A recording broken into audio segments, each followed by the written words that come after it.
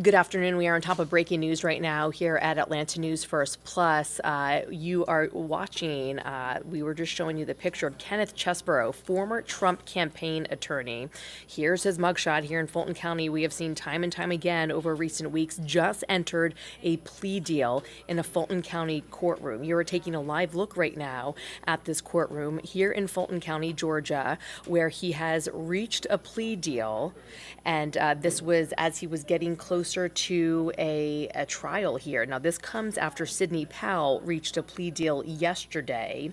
They had been scheduled to go to trial together.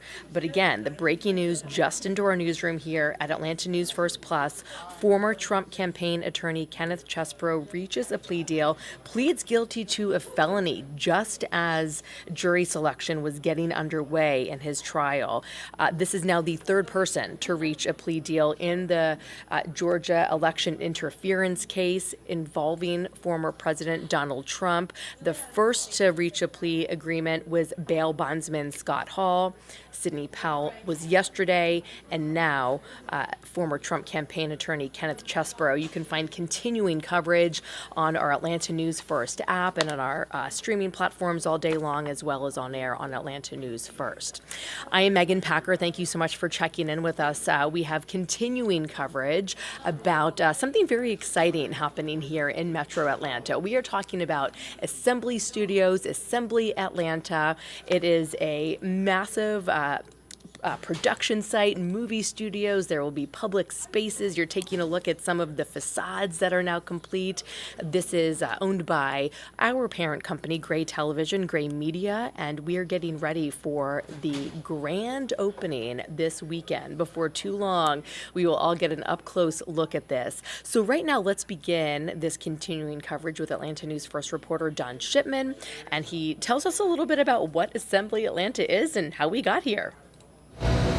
The scale and scope of this project is massive. I think a lot of people don't really realize how transformative this is going to be. Assembly Atlanta sits on nearly 135 acres. The former GM assembly plant, now the site of Assembly Studios, housing 22 sound stages, along with production offices, warehouses, and space for TV and film productions. At the end of the day, this is a place where art comes together. What makes Assembly so unique is that it's mixed use. Eventually, you will be able to shop here, have dinner here, and even live here. It's very conceivable that as you come through here at any time, they may be shooting a scene for a movie. That's why we did it. Already, Assembly's owner, Gray Television, which is also the parent company of Atlanta News First, has entered into a long-term lease agreement with NBC Universal. Other movie production companies are slated to come on board too, creating thousands of new jobs for the surrounding communities. Amazing to see what Gray has been able to do. And, even just comparing the site today to the site a year ago is just phenomenal. And back here along Assembly Boulevard, you're looking at New York City, another place that movies and TV shows can be filmed. Another place right over here. This is the public park. The public can come here and enjoy this park. There's going to be an amphitheater. Music concerts will be played here. There's going to be a couple of ponds, a beautiful green space for everyone to assemble. We're at Assembly Atlanta. Don Shipman, Atlanta News First. And that name, of course, also a nod to the past, the former GM plant that stood there on that site in Doraville in DeKalb County, just northeast of the city of Atlanta. So we are talking about the past, the present, and the future. Cars were assembled there, and now this is a place where the community will come, they will assemble, and of course some major productions will be shot there. That's something that has made Georgia so proud. We are known as the Hollywood of the South, already a huge film hub, and this will just continue to bring and drive that business here to the area. So jobs is a huge part of this, of course. Not only the people who will be employed there once productions get up and running and everybody who is permanently housed there for those jobs, but let's talk about the construction and all of the jobs that put people to work to get this project up and off the ground. Massive undertaking. For that, our continuing coverage right now continues with Atlanta News First reporter Abby Casoris. It's no small feat. Building Georgia's largest production studio took countless hours of hard work. All of the steel was fabricated right here in Scottsdale, Georgia. 13,000 pieces, 12,000 tons, enough to fill 600 trucks.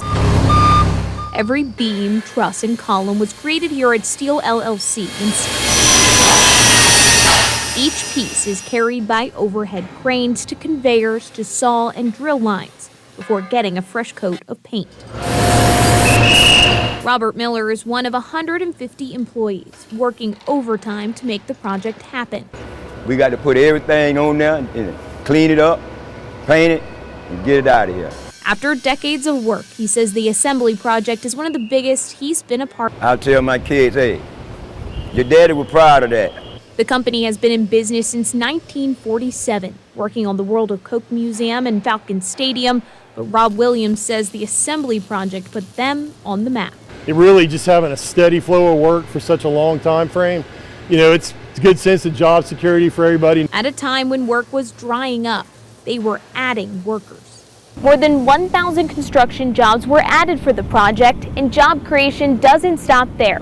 Third Rail Studios and Assembly expect 4,000 freelance jobs, including production crews, operators, and extras. This is the best place in the world to become an actor. You might recognize Brian Beagle from the film We Are Marshall. The actor is now a casting director. The movies here are huge now, so the opportunities are a lot bigger as well. Background actors average more than $17 an hour. Being cast as an extra could catapult you into stardom. It doesn't matter if you have never done anything in this industry at all. There's an avenue or a way to get into it and to learn your way and find your way. The jobs here will be good paying jobs, averaging $86,000 a year. In Atlanta, I'm Abby Kasoris. And no doubt there are a lot of college and university students here in Georgia eager to take some of those jobs. Of course, people will be coming from all over to work here, whether it's the writers, the directors, the actors, the costume designers, everything that goes into these major productions.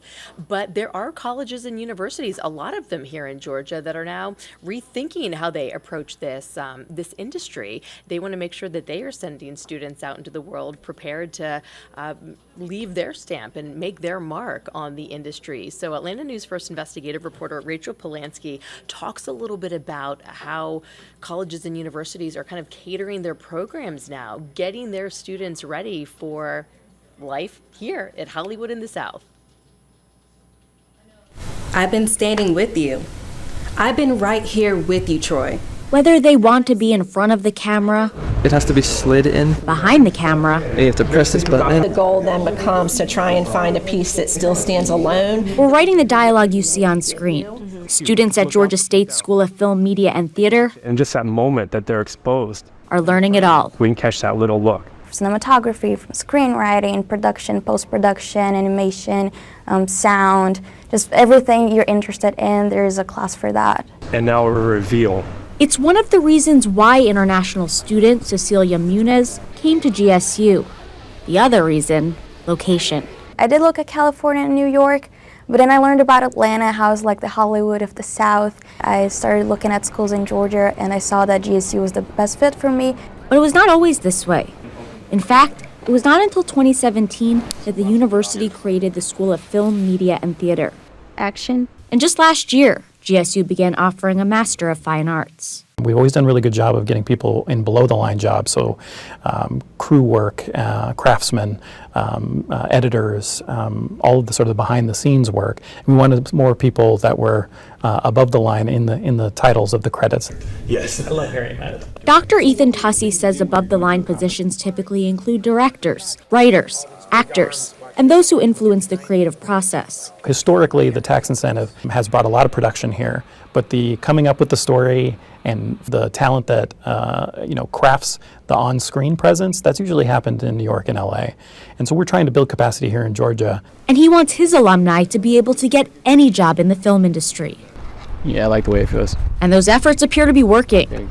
After graduating in 2021, alumni Timothy Richardson has worked as an actor, writer, and director of photography. I shot my first feature. After that, a myriad of short films. Now I've branched over into the commercial field and I'm shooting, around Atlanta, Georgia. and he praises GSU for giving him the tools to succeed. I credit a lot of my, early success to just being able to have professors that taught me the doctrine, they taught me the philosophy of what the moving image is. So that kind of, set me on the right path. This is a good monologue. Paving the way for future graduates. And making sure that you can do that successfully. Because here at GSU, professors don't want students and alumni to wait for Hollywood to come to them. They want to build the next generation of Hollywood here, with Georgia-grown actors, producers, and directors. Rachel Polanski, Atlanta News First. Let's take a live peek right now at Assembly Atlanta. You are looking live at the big entrance there in Doraville. Crews have been working nonstop, putting finishing touches on the facility, getting ready for a big red carpet gala this weekend as the property is unveiled to the community. So let's talk a little bit about what we are looking at here. Assembly Atlanta covers more than 135 acres. And again, we just talked about this. This is the former site of a General Motors assembly plant. This is in Doraville, just northeast of the city of Atlanta. It's a major producer of vehicles in the Atlanta area for years, created thousands of jobs. And that's a lot of what we're talking about with this project here, the past, the present, and the future of this site. Now, Assembly Atlanta is the entire property. We're talking studios, a park, a mixed-use development eventually. And of course, you've got all of the sound stages, major soundstage space. You've got water property for productions to shoot in the water. So it will really be a one-stop shop for movies and TV shows that would like to utilize that space. We have been broadcasting live all week from inside a location. This is another live peek inside right now. If you look out the window there, you can see crews that are getting ready for the excitement this weekend. This is a look at our Atlanta News First home for the week, where our crews have been broadcasting live, just showing you the behind-the-scenes look of getting this project up and off the ground. It's really been an exciting week, and it will culminate with this big, exciting gala this weekend, drawing some big names, I will add as well. Of course, Atlanta and Georgia has a long, decades-rich history of film and television production. So Atlanta News First anchor Alan Devlin tells us a little bit about the history of movie production in Georgia and some of the big names that you may or may not recognize. Take a look.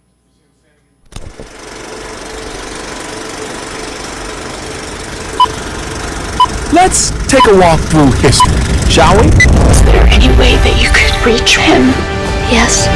The film industry in Georgia has come a long way since it first started in the 1970s. And we sure didn't start here.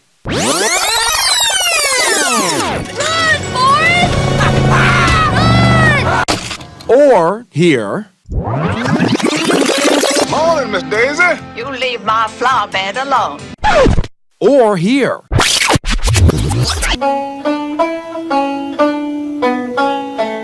are you going, city boy? We'll find it. Well, let's go to the start of it, which was delivery. Yep, that's it. According to many industry experts far and wide, the 1972 American thriller Deliverance was the film that put the Georgia film industry on the map. So I swung by an iconic spot in Georgia film, the Silver Skillet in Midtown. I was listing out places we could do this interview, and I listed the Silver Skillet. And you're like, let's go to the Silver Skillet. It's basically my second home. And met with a man who's been involved in the business since the beginning. Really and truly. And who knows all about it. Deliverance. Talk to me about that movie, the production, and the aftermath of having a movie like that catch fire. So what it really did is it said, we want to Los Angeles, to the filmmakers, it said, we want you here. Number one. Number two, it said we can make this work for you. The river-riding film starring John Voight and Burt Reynolds, along with others, details the trip of some Atlanta businessmen canoeing down a river up in North Georgia and running into some not-so-friendly locals. That river, the Chattooga. Those locals, Rabun County's own. If I lived in Rabun County at the time, I might have had some raised eyebrows about suggesting that you film this here. But the community said, no, let's give it a shot. And that was important. the idea that they said, we're willing to work with you, big deal. My name is Jimmy Carter. And after that movie erupted into the national spotlight, Governor Jimmy Carter was the one that said, wait a minute, we could have something here, forming the state's film commission to build on Deliverance's success. It was about jobs, pure and simple. It was pretty small, but it was infant, but everybody was very eager, very willing to work together and to work hard to try and get something done. And look where we are now. And because of that river riding thriller and a little help from a peanut farmer, the Hollywood of the South pressed play. And the rest is history. Alan Devlin, Atlanta News First. Oh, what's your favorite? Can you pick just one? And many more to come that we'll call Georgia home in Metro Atlanta.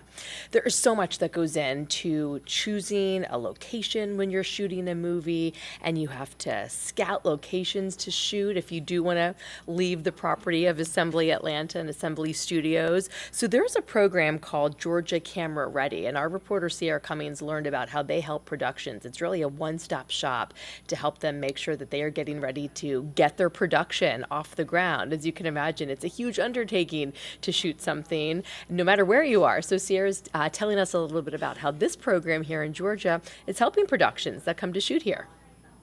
It sort of takes out a middleman and gets them what they need quicker. Trey Baggerly describes himself as the go-to guy for directors and producers looking to shoot TV series or movies in Coweta County. After all, he's in charge of the local Camera Ready program. It means long before any actors come into town, Trey is in his office. Yep, I know right where you are. Fielding emails and calls from crews seeking potential film sites.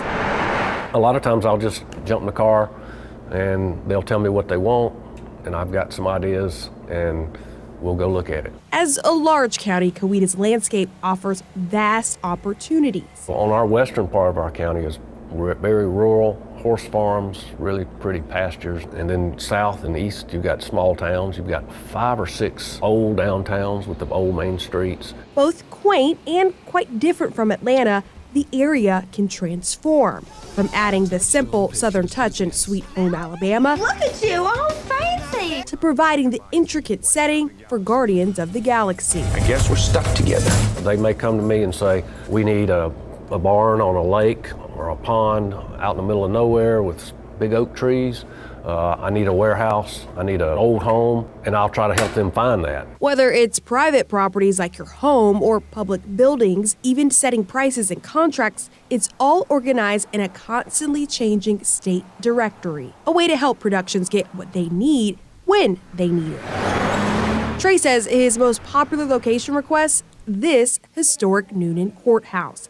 The structure has been preserved for hundreds of years. Coweta is not alone in this local Camera Ready program. It exists in all 159 Georgia counties, a push that only came after state leaders advocated for more film incentives. I don't know of other states that do it. Hoping to make Georgia the Hollywood of the South. It's definitely a big deal because you've got, like I said, you've got people on the ground who know the county and know a lot of the stuff that they are looking for. As for Trey, he never gets to meet the stars, but he's one in his own right, making the magic happen. People ask me, well, how'd you get to meet so-and-so? I said, no, I didn't meet them.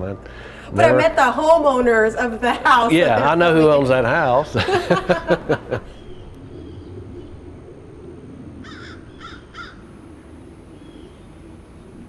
No kidding. That is such an example of everything that goes into preparing for a production.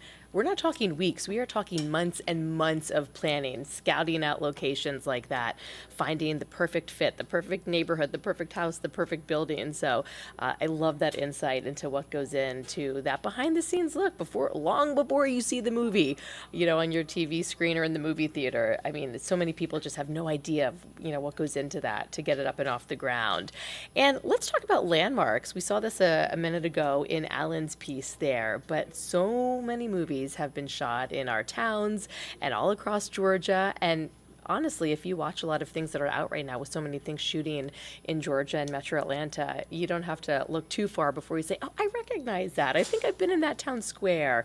I recognize that building. So we continue our coverage now with Atlanta News First anchor Lana Harris, and she talks about some of the landmarks that you see in some of these productions. And take a close peek. Maybe you'll recognize something. Respect. We are home. Black Panther. Here we go. Spider-Man. Good evening, Peter. Love it. Love it. For years, Georgians have had a front row seat to the making of major blockbuster films and TV shows. I saw Spider-Man when he went up in the air at Rainbow. Could you do me a favor? Hold on to that. Is this anybody's bag? Let me tell you, the filming here is mega. Cordelia Hunter, the director at the Office of Film and Entertainment in Atlanta, says Georgia is Hollywood of the South for a good reason. Made in Georgia. We have at least 14 to 20 productions on the street daily. You know, we're all over the place. The cornucopia arena in the Hunger Games Catching Fire is really the Clayton County International Park. Remember the Oakland, California apartment complex at the beginning and end of Black Panther? Well, that's actually Wheat Street Towers right here east of downtown Atlanta. We've had Captain America, Baby Driver, Ozark, The Walking Dead, Stranger Things. The list goes on and on and on. We caught one production crew setting up to film in a fairly popular area of Atlanta. I can tell you it's Disney, and I can tell you it's Marvel. So our set is going to be right there on William Street. The Secret Productions location manager says Atlanta is a perfect backdrop to transport audiences around the world. Atlanta can look like LA, Atlanta can look like Miami, we look like London, New York. And if you go outside of Atlanta, you'll get a little countryness as well. Lana Harris, CBS 46 News.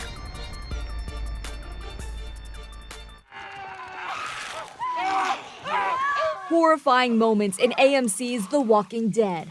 But fear hit historic downtown Sonoy before production even began on this street. My being a new merchant on the street, that kind of scared me, terrified me at first. But it was such an experience. Julie Brown, a former store owner, now happily operates Georgia Tour Company, bringing eager tourists. They immediately scream, "Oh my gosh, I see it, I know this," to her hometown's iconic film locations. This area that we're in is very prominent to that because you do see this contortionist coming down the stairs.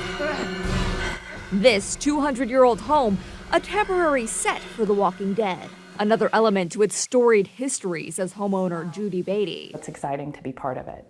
I'm just a little speck in the timeline. I think it's been one of the better things that has happened recently for Georgia. Just a few miles down the road, Joe Stansel owns about 100 acres of land where this cabin was specially built for the 2012 film Lawless. Well, Mr. Bondrin, do I get the job? The amount of detail that those craftspeople involved in the movie industry, what they went to make it happen. The property also serving as a set for photo shoots and other productions, including CBS's MacGyver and The Walking Dead. Inside this old mill, this is where the finale of The Walking Dead Season 2 was shot. Many of the tens of thousands of people who have visited this place have been moved to tears. And just meters away, a waterfall you'll recognize in Warner Brothers and Oprah Winfrey's The Color Purple. Slated to hit theaters Christmas Day 2023. They were great guests. And I'm sure the paycheck doesn't hurt either. And that didn't hurt my feelings either because we got to pay taxes. On public property, a 10-minute drive to neighboring Fayette County, Stars Mill Waterfall in WandaVision, The Conjuring 3, and Sweet Home Alabama. Peaceful, tranquil, get out there on the rocks. They can actually do some water scenes. For the tens of thousands of superfans from all 7 continents drawn to the small town sites, a little surprise sparked at what the town offers beyond the backdrops. A lot of folks are moving here. They're picking up their homes in California and Florida, and they're moving here and wanting to be a part of this. In Sonoy, Savannah Louie, Atlanta News First. It is not just Metro Atlanta, of course, where films and TV shows shoot. That was our Savannah Louie reporting. She also shows us Savannah and that city's rich history on the Georgia coast and a look at some of the productions that have filmed there. Take a look. From blockbusters to art house, Ford versus Ferrari to Forrest Gump, Savannah has been the backdrop for hundreds of films. Come along with me for a tour of some of the must-see movie spots. Starting off with one of the most iconic scenes filmed in Savannah, the bench that Forrest Gump sat on was here in Chippewa Square. But fans of the film might notice something's missing. Where's the bench? It can be found here at the Savannah History Museum. After the movie wrapped up filming, one of the prop benches was donated to the museum, where you can still see it in its full glory today. While Savannah is a background in most movies, the city plays a key role in Midnight in the Garden of Good and Evil, a Savannah novel that was brought to the silver screen in 1997. Readers of the book may remember the Bird Girl statue on the cover, which was also featured in the film. And although she used to call Bonaventure Cemetery her home, she moved to the Telfair Academy, where you can learn all about her today. Bird Girl is essentially Telfair's unofficial mascot. So we welcome people from all around the world to come and experience her and sit with her. Although its wide sidewalks and overhanging lights are enough to bring people from across the land, Broughton Street once brought visitors from undersea, being transformed into a beach town for the second SpongeBob movie. This wasn't the only time that Savannah's historic district was transformed. 2019's Lady and the Tramp remake completely changed the time period of the city. It also brought in over $50 million for Savannah. Savannah's historic district isn't the only place that undergoes transformations. Tybee Island is also known to change. The island's beaches and shops were at the heart of 2010's The Last Song. In fact, a whole wedding chapel on the island was built for the movie, and it remains in operation today. Another island in the area that has appeared on screen is Hutchinson Island, which is a stand-in for France in Ford versus Ferrari. The island actually has a racing history where a 10-turn race course used to host the Savannah Speed Classic and other races. From the Bird Girl statue to choosing a box of chocolates, Savannah continues to be a popular choice for filming in Georgia. Reporting from Savannah, Ryan Tismaneski, Atlanta News First. Our tour of the state continues. Let's go now to Augusta. Augusta is known around the world for golf. Even our news station here has a putting green. But film crews are bringing a different kind of green to Augusta. Big stars and big films are finding their way to the Garden City.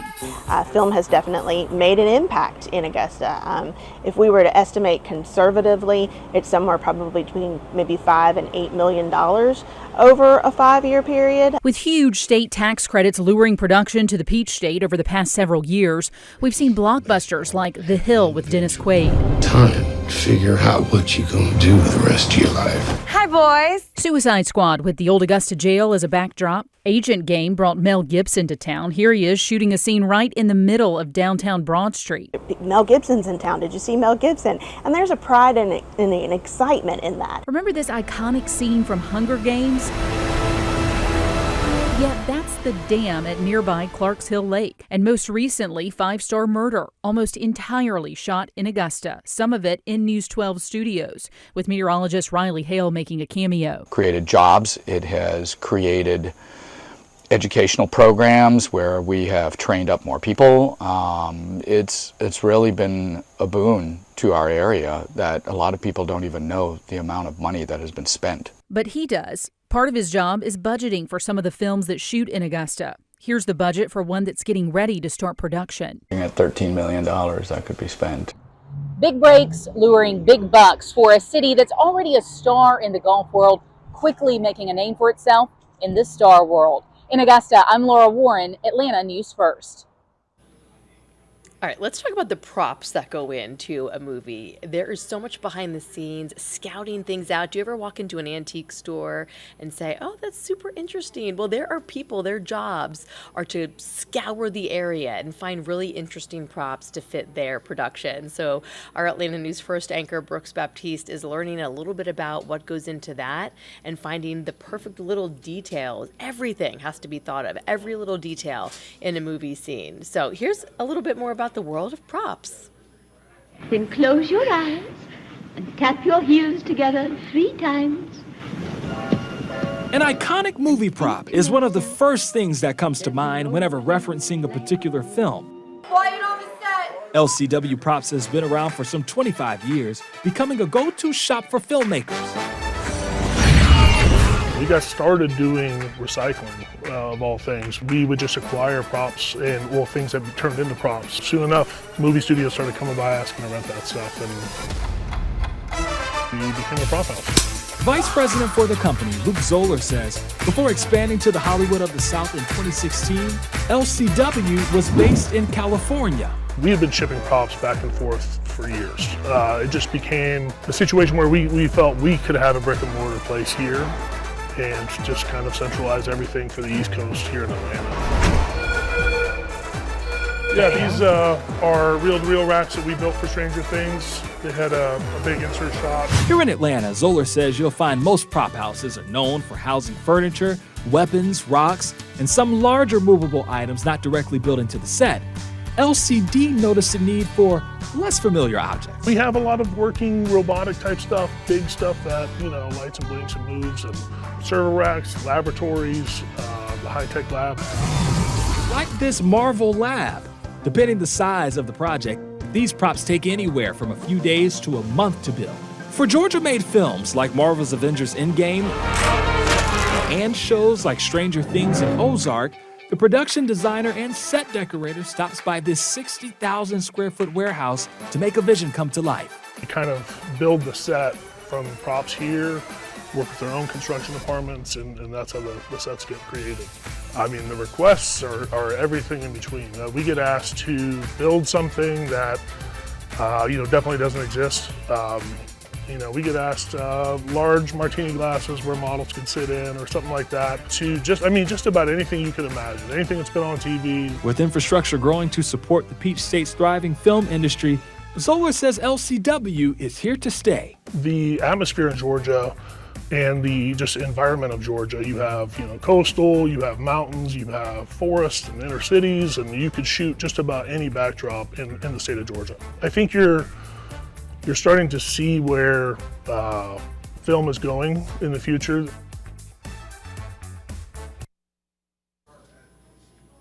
So there is a lot of talk about the future of the film business and where things are headed. So our reporter Joshua Skinner is talking about visual effects, artificial intelligence, and how the future could be looking. For Jason Marasini, the film industry looks different from when he started 2 decades ago. I'm old enough to have a celluloid film degree. Like, a lot different. This is what I used, and you can see right there, this is where the splicing tape used to sit. Nowadays, Marasini co-owns ECG Productions in Atlanta, a company that works on everything from branding content to documentaries with an emphasis on visual effects. My favorite visual effects to do are honestly the ones that the viewer doesn't even notice. Seth Johnson oversees animation for ECG. This is the only real part of the shot that you're seeing is her in here. We shot her in front of a blue screen. The hardest part of this work isn't the effects or animation, but keeping up with the rapidly advancing technology. Oh, it's changing every day, especially since AI has become a major part of the equation. Artificial intelligence. It's the hot word in film and, well, pretty much everywhere these days. And if you're not keeping up, you're getting left behind. At the beginning of the year versus now, it's already way different and way more advanced. As a post-production manager, Annalie Brown sees it in her work every day, and it looks less like Skynet and more like a personal assistant. AI kind of can, be taught to look for certain things and kind of help to facilitate your job in certain ways. Almost like a rough draft. What it can't do is replicate what Brown and Johnson call the human element of visual storytelling. Some of it is just not there, but it is going to change things majorly. That major change is likely years away, but its arrival is certain. It's just a matter of how. Where AI fits in our workflow now is TBD. I just want to make sure that we're not leaning too much on it, I think. Meaning that ECG's evolving to the task is still evolving. There's not a time when you're not going to have a human involved in the process. In Cobb County, Joshua Skinner, Atlanta News First. So Georgia's tax incentives are what make the state so very appealing, and part of what makes the state so very appealing, in addition to being able to find everything that we've heard of today, from coastal to city to, if you need a forest, we've got it here. But yes, the tax incentives are very, very appealing to production. So our reporter Rachel Polanski talking to lawmakers about the possible future of the tax incentives that are what luring the productions here to our state. Action! Georgia has been working to entice TV and movie producers since 2005, when former Governor Sonny Perdue signed a generous tax incentive program. Since then, the tax credit for production companies has only increased, now up to 20%, with an extra 10% if the film includes the Made in Georgia logo in the credits. Let's do this. In Georgia, they've kept it going, and they've committed to it through different administrations. Senator Donzella James wants to keep things exactly as they are, saying if it ain't broke, don't fix it.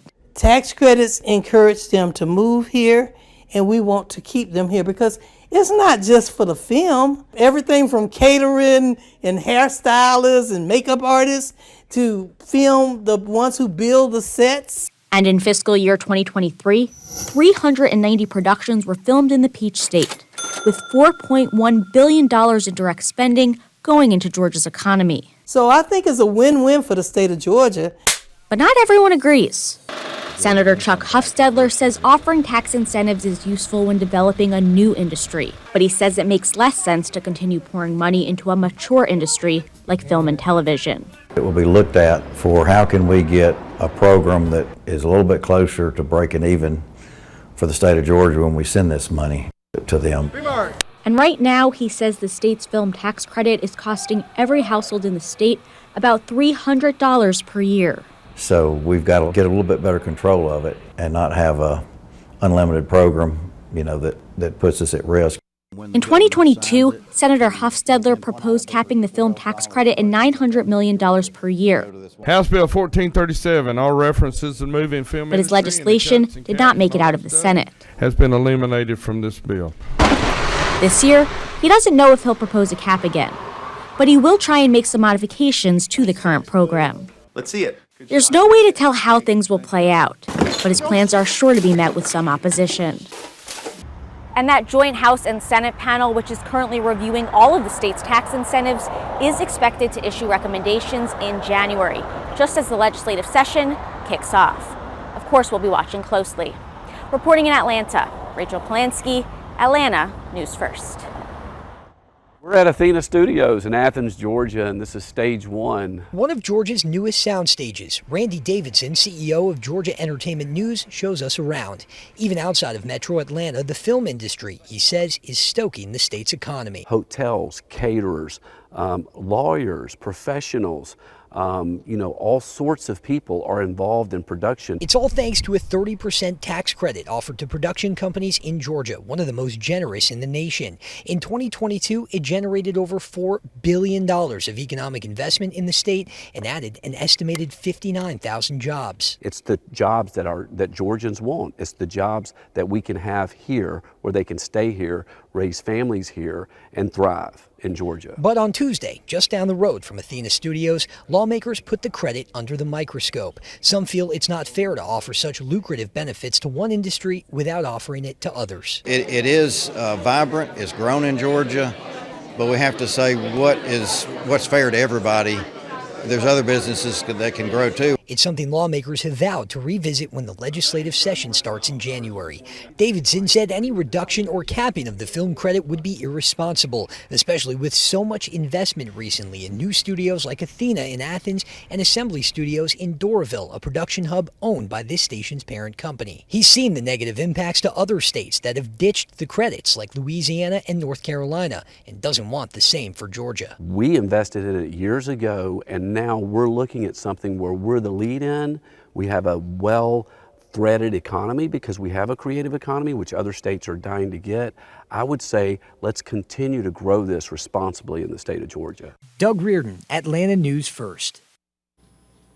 All right, so of course what we are talking about today is Assembly Studios, Assembly Atlanta, coming to Doraville in DeKalb County, just northeast of the city of Atlanta. And Hilton Howell, the CEO of Gray Television, our parent company, really the driving force behind this project, gave our anchor Tracy Hutchins an up-close tour of how this new property is coming together. It is massive, and it's not only for the productions that will come and shoot here. There are spaces here to live, work, and play. We are talking people that are looking for places to come hang out at the park, eventually places to live and to shop and to eat. So let's take a ride with them as we take a look at how this property is coming together. I think we're off. And we're off. But as we get closer, it is clear Assembly Studios is nearly complete. Great Television CEO Hilton Howell is like a kid in a candy store. The balconies just give you a view of things that's amazing. And then this is New Orleans. I love it. There are 19 sound stages across 8 studio buildings. On the outside, movie makers can use the facades to transport you to the French Quarter, New Orleans, Tribeca in New York, or across the pond to Europe. As soon as they're ready to go, we are. And inside, offices, wardrobe rooms. Oh my gosh, it's huge! A massive makeup room and dressing rooms too. There's gonna be a TV in every room, trust me. So. And how many dressing rooms are there?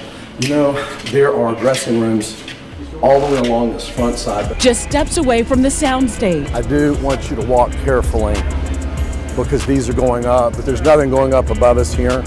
So let's go straight across. Beyond the backlot, a crown jewel atop one of 2 reflective buildings. This is translucent onyx, and it is backlit, and it runs almost really 3 floors because the top floor is over 18 feet tall. And so it runs from right here all the way to the top, way above this. I was one of the first to walk on the southern circular staircase to what's become known as the Jewel Box.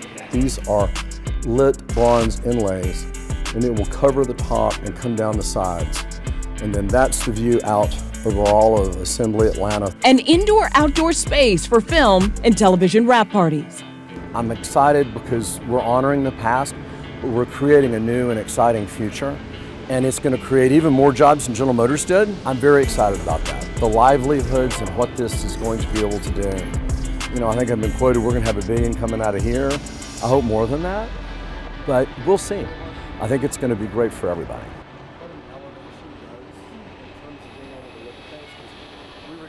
And we saw some of the building there, but there is water on this property as well. So crews will not have to go find a lake. They will not have to go hours away to the ocean.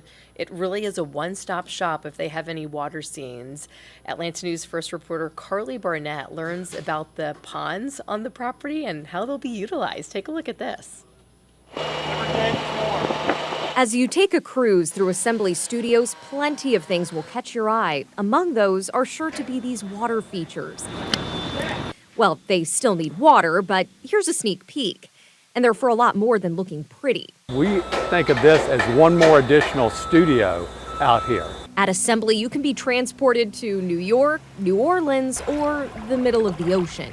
That's thanks to some innovative design by landscape architects Bob Hughes and Chris Mutter of HGOR. We're standing on the bottom of what will be 3 feet of water of a wet fountain, which is also going to be referred to as a wet stage. It's a filmable environment. We literally created vehicle access. You can drive into it, and they can put blue screen, green screen around this environment. We can feel like we're in the middle of the Pacific Ocean and filming on a battleship. And if you think it can't be done, did you know Jaws was filmed in only 2 feet of water? You're gonna need a bigger boat. And actors were in a swimming pool for parts of Titanic. We're flying! Jack! Now, before, if you wanted to film a scene at a lake, you'd have to come to places like here, Lake Lanier, where scenes from the show Ozark were filmed. But now, you don't even have to leave the studio.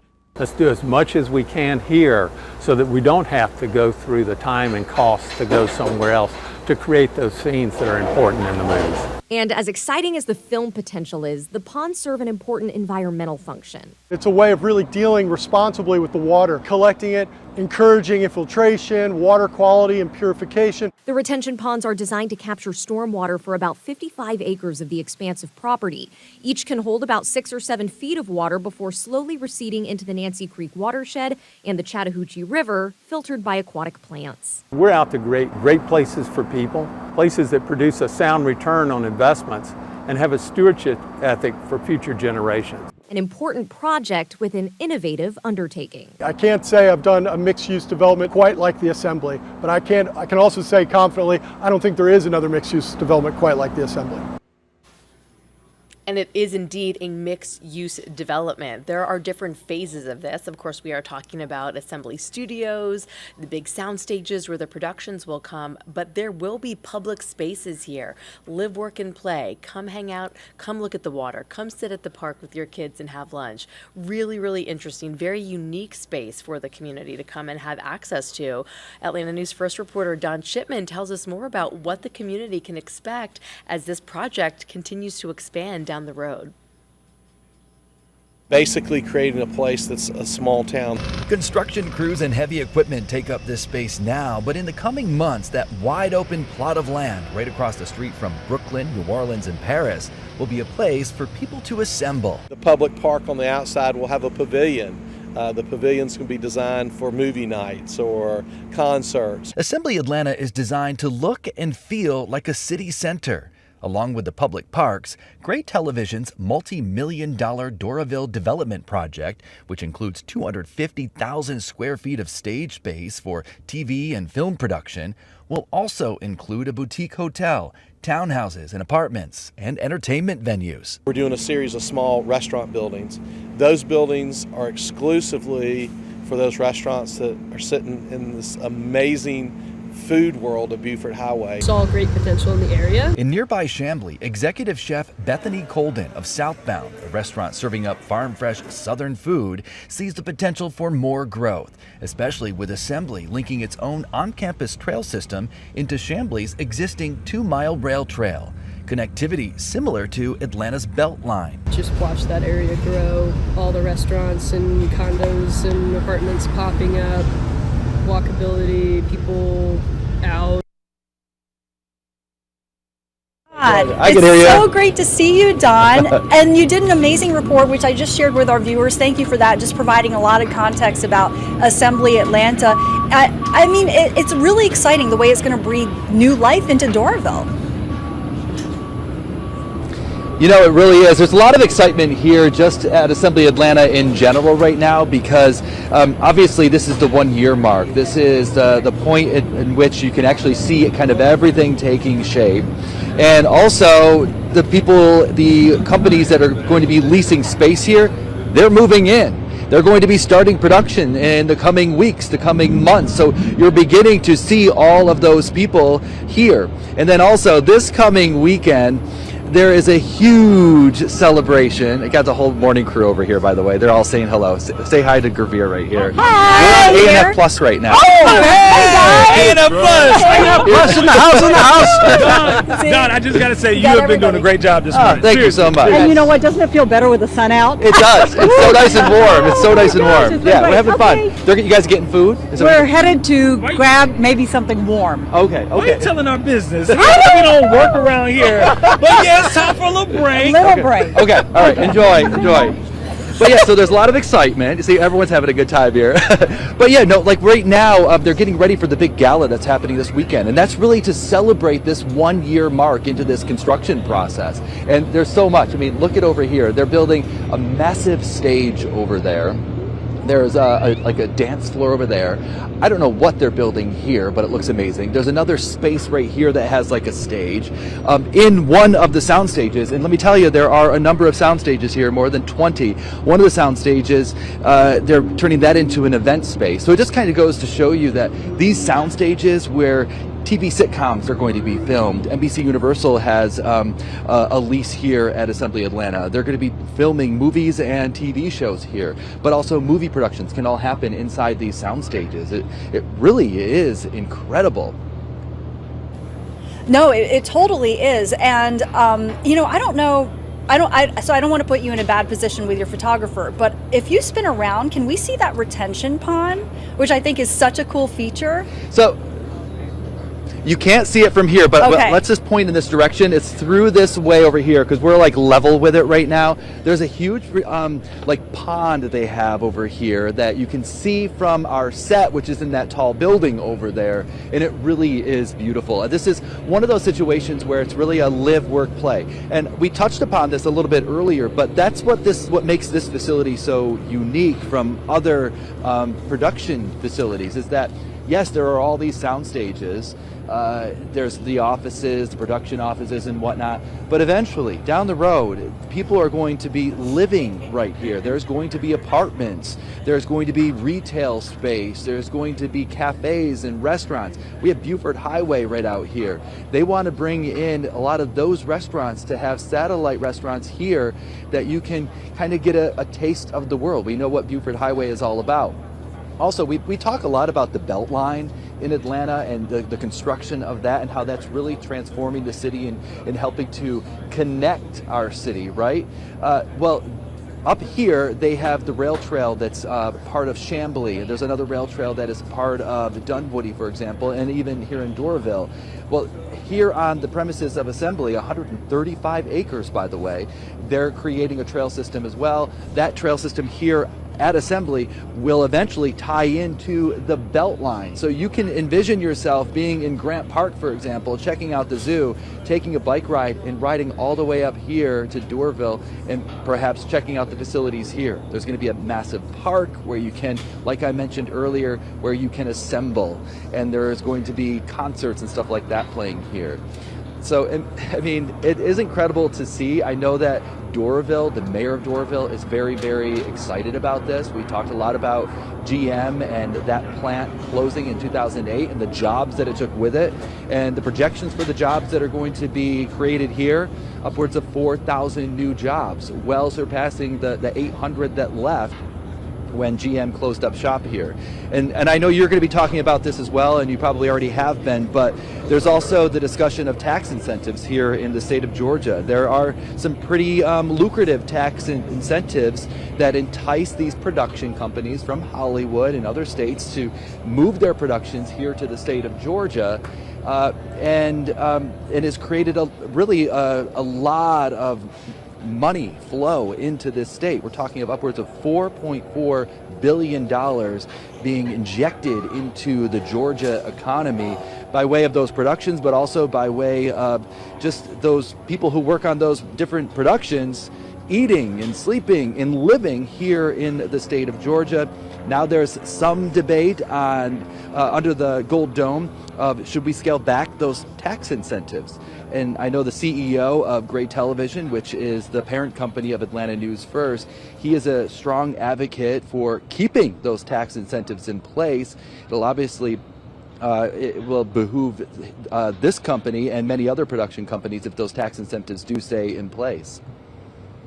Yeah, absolutely, Don. And as you were talking, we were just kind of showing the renderings of what this is going to look like, and it's really beautiful. What has already been developed and the plans for what's ahead as well. I mean, you're talking about kind of the tax incentives, you talk about the job creation as well, but it also just seems like a really fun place to be. Already, it's a fun place to be, even though it's under construction. I mean, I feel like I'm on a back lot in Hollywood because I mean we have still a lot of the construction. It's cool. There's a lot of construction crews here, but there's all these different companies that have come into play because they're bringing in a lot of the stuff for the gala, which is coming up. So you see people pulling up trucks and then unloading and scurrying around, and then they're in the sound stage over here. So yeah, I feel like at any moment I'm gonna like run into Jennifer Aniston or something. I know she's not here on set, but I'm just saying, it just feels like you're on a Hollywood set right here. It's pretty cool. Yeah, no, and soon it absolutely will essentially be a Hollywood set.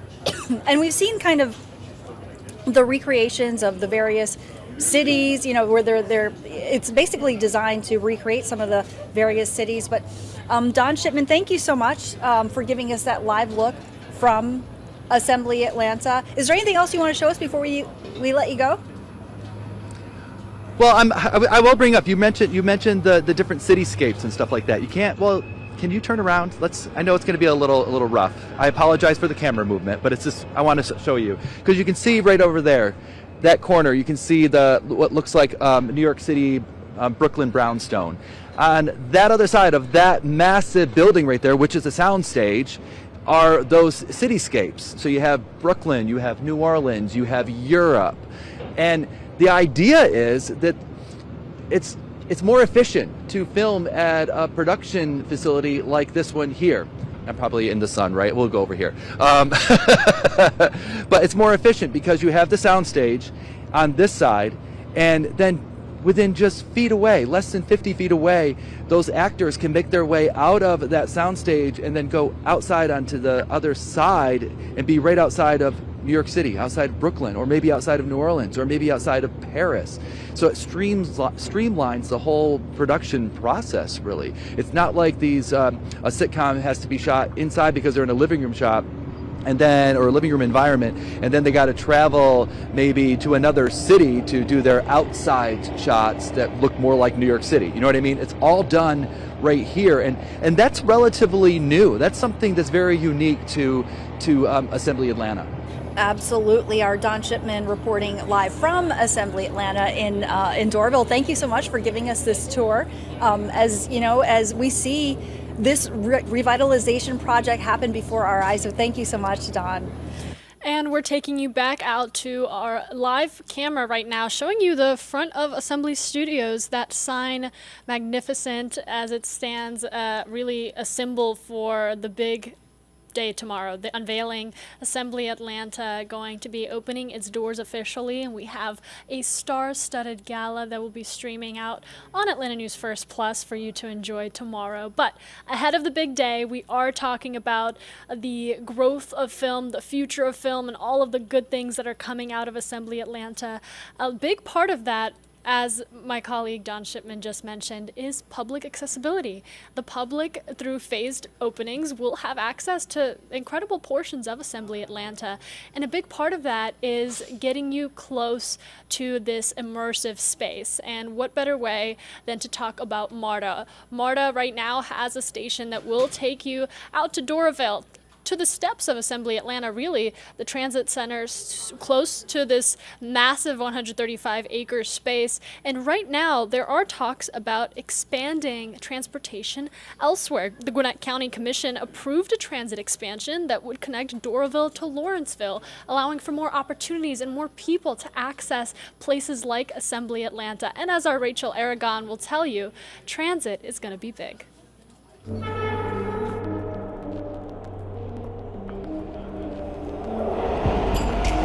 Transportation is key for those who live and work in Doraville. Between the train stop, like MARTA is like my day-to-day way of commuting to work, and the bus stops, there's no shortage of ways to get around, but there's room for improvement, especially as new development and state-of-the-art studios draw more people to the city center. We're a more urban center now, and so it's more important for us to be able to enable all modes of transportation, including Doraville's mayor says that's why they're focused on pedestrian walkways. He says the plan is to use federal funds to make it safer to cross several intersections along Buford Highway. More than 10% of Doraville's households don't have cars, so this is really needed to help them get from the MARTA station to the bus stop. And those who frequently come to this Doraville MARTA stop might notice some pedestrian-friendly changes down the road thanks to the new Peachtree Road streetscape project. Really focusing again on better bike access, better pedestrian access, trying to make it a street that everybody can use, not just cars. They do very well as far as serving us. Residents who rely on the bus to get around might also notice some changes in the future. Gwinnett County Commissioners recently approved a transit expansion plan to move forward that would add a bus rapid transit line from Doraville to Lawrenceville. Every inch of Gwinnett County is covered in our new plan. But it's not a done deal. The Atlanta Region Transit Link Authority will review the proposal. It's one of many additions Doraville residents would be excited to see. I can't wait for the foundation to actually get done and be finished so I can actually see how it looks, and I can actually visit it myself and try out a couple restaurants and see what's going on with it. In Doraville, Rachel Aragon, Atlanta News First.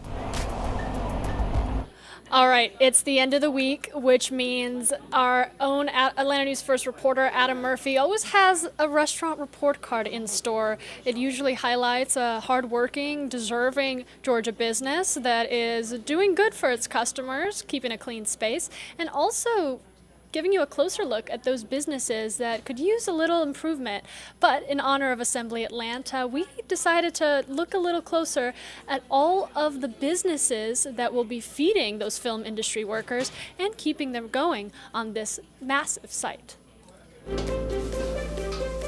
Hi guys, it's Assembly Week, and so it's all things Doraville. And if you come to check out the new Assembly Studios, you gotta be thinking about where you're gonna dine, right? Well, let me tell you something. When you dine in Doraville, it's like dining around the world. There are so many great options, especially along Buford Highway. I wanna tell you about one here called Man Chun Hong.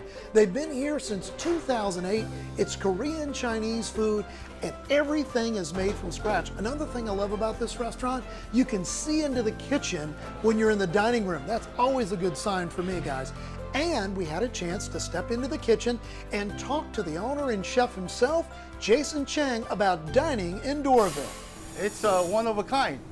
It's, you could get Chinese food, Korean food, Vietnamese food, Indian food. You could get all kinds of food, authentic food, without traveling the world. You could get it all here in Buford Highway, and it's very close to Assembly. It's going to bring people from all over the world to visit Buford Highway, visit the Assembly, and try the authenticity of the diversity of the food that we offer. I think it's great. I think it's great that Assembly is here. We love it. Some other options to consider when dining in this great city would be Mamak. That's a Malaysian restaurant here in town. It comes highly recommended. Also, Snack Box Bistro. They scored an A on their health inspection, and they serve delicious Laotian food. And there's a great Mexican spot, El Rey del Taco. And back here at Man Chun Hong on Buford Highway, they picked up a 95 on their last health inspection. That is a really great sign. Let's talk about some of the items they serve here. They have the fried homemade dumplings, which are really good. Salt and pepper squid is on the menu. The homemade noodles with spinach and rice.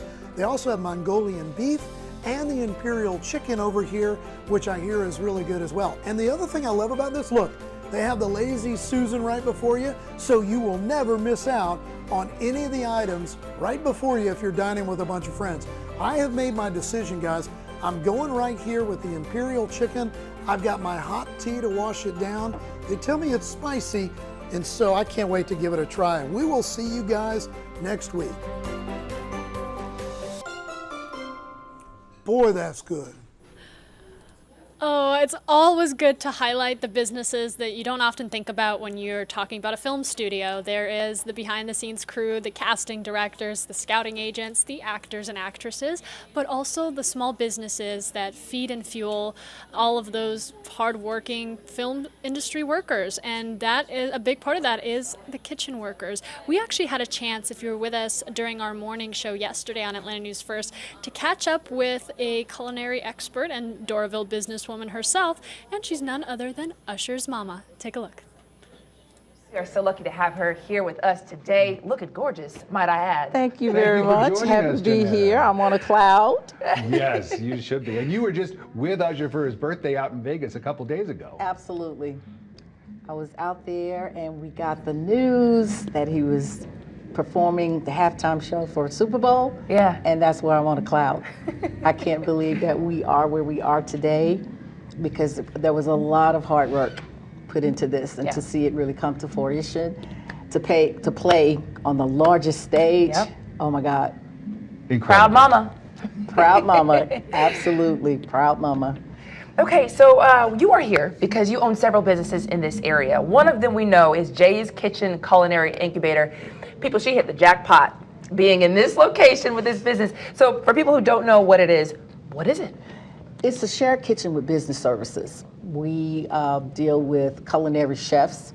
My passion is to help these chefs establish ownership in a sustainable business.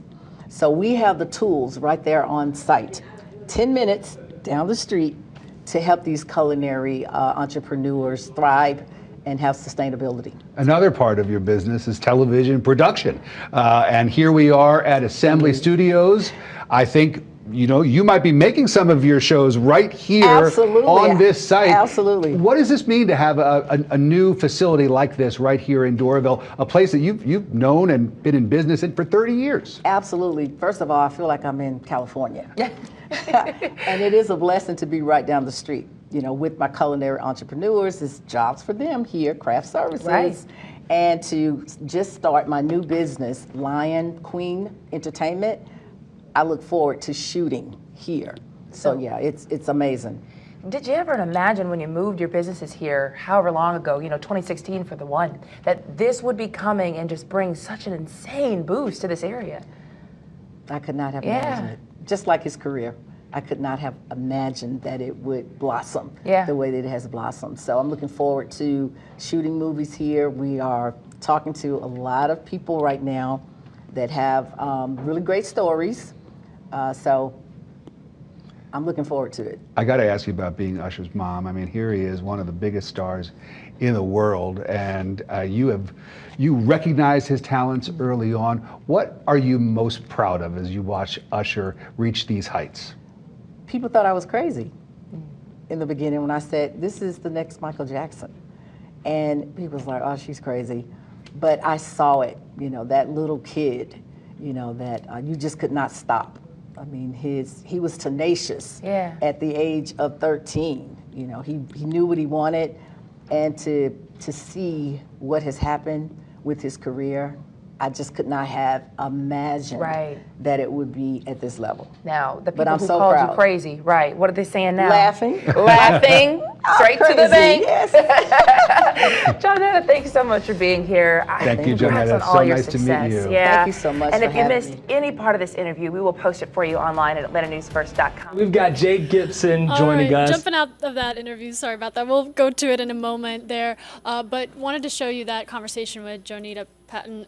Such an important person when you're talking about Doraville. I mean, none other than Usher's mom, but also just one of so many small business owners, large business owners that are going to have opportunities here in Doraville, in the surrounding communities, with the welcoming of Assembly Atlanta. And that is why we are here on Atlanta News First Plus, is taking you through all of Georgia's fantastic and booming film industry and its bright future ahead of Saturday's unveiling of Assembly Atlanta, which we will broadcast to you right here on Atlanta News First Plus with a star-studded gala that you don't want to miss.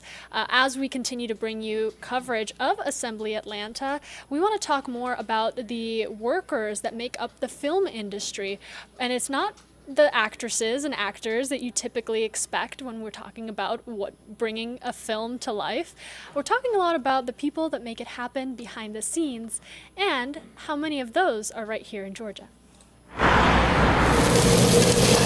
Tell them I'm going to bring him his thought. With time comes change. Okay. But if you sit right here. The booths are genuine Naga hide with the avocado and terracotta. You may feel a bit of nostalgia from an era like the 50s or 60s. We're just in a time warp, and the customers love that. But for Teresa Breckenridge, breakfast is busy. It's business as usual. We opened in 1956, and then I personally took over in 1988 when my father passed away. So I've been here since '88. For over 60 years, the Silver Skillet Diner has been known for its savory biscuits and the taste of a time period. This is actually authentic. The boomerang patterns, the windows on the diner are the big shark fin windows. For filmmakers, it's the set of an old-fashioned diner made for the big screen. Directors and producers, they're given instructions, go find a roadside diner or a small town diner. So when they come in here, they just go, oh my God, everything's ready. We don't even have to dress it. It's done. For decades, the Skillet has been serving up the perfect spot for a diner scene in major movies, commercials, and TV shows. The best known film that was done was Remember the Titans with Denzel Washington. Anchorman 2. Yeah, that was good. Trouble with the Curve. Hank Aaron's Story. I Want You Back. Ozark. We've been in Ozark. And the list of box office hits is almost as long as her list of Southern cooking items on her home-style menu. She says the diner is not just providing money-making shots for filmmakers and their crew, it's also feeding back into Atlanta's economy. The people flying in from California, they're bringing money in. The hotels make money. Limousines, taxi drivers, Ubers, whoever transportation is. You've got the city of Atlanta making a ton of money. We have brought probably $9 billion in to Georgia with the film industry. A contribution and legacy she hopes to continue. I cannot tell you how happy and proud I am that I've been a part of this. The Silver Skillet, one of many famous locations for filmmaking here in Atlanta. At Assembly Atlanta, going to be a spot for future films, blockbusters, and all the movies that you love. But also creating jobs. Such an important part of all of this is bringing in work to Georgia and also bringing with it an economic boost. And who better to talk to about job creation than a casting director herself who finds the people you see on film. Their purpose is that people don't know what they are. So we're about to blow up the film industry spot right now. You've seen them everywhere. And normally they're yellow with black writing, so they pop. But their job to do just the opposite. The signs are meant to sort of fly under the radar and really just stand out to people who are in the know in the film industry. Sitting on corners or on the side of the road, these signs are the breadcrumb trails to some of the biggest TV and movie film sets on the planet, with what looks like gibberish or a random set of letters. Here's a kind of a coded message on this sign. Only the people on the crew know what it means. But if you know what to look for, it's a roadmap. It's so you don't get a crowd at a set. So you can't put a sign up that says, this way to the Avengers set. You're trying to keep looky-loos, you're trying to keep people away from the set. Looky-loos like Cami Clauser. I really like Stranger Things. I'm really into that show. Who stopped by the production at the side of a building any Stranger Things fan probably recognizes, Hawkins Lab. So I really wanted to get a look at the set really quick. We might try to go to some other places too. Cami, well-mannered, but not all fans are. And a dress is not always the best way to navigate the many twists and turns when it comes to getting to movie sets. That's where the signs come in. You don't actually want people to really think about the signs or notice them. So the next time you pass one, you might have just found the first breadcrumb to your favorite movie set. You know something's going on, but you don't know what. In Atlanta, Casting directing is such a big part of film production for bringing the movies that we all love to life and is setting the tone. I mean, you're not just picking random people off the street, you're really understanding the characters, studying, researching, and trying to tell the story in the way that it deserves. I want to talk a little bit about your background because you started with Georgia's film industry quite a while ago, and you got to see some of that growth. Talk about the beginning years for you in this field.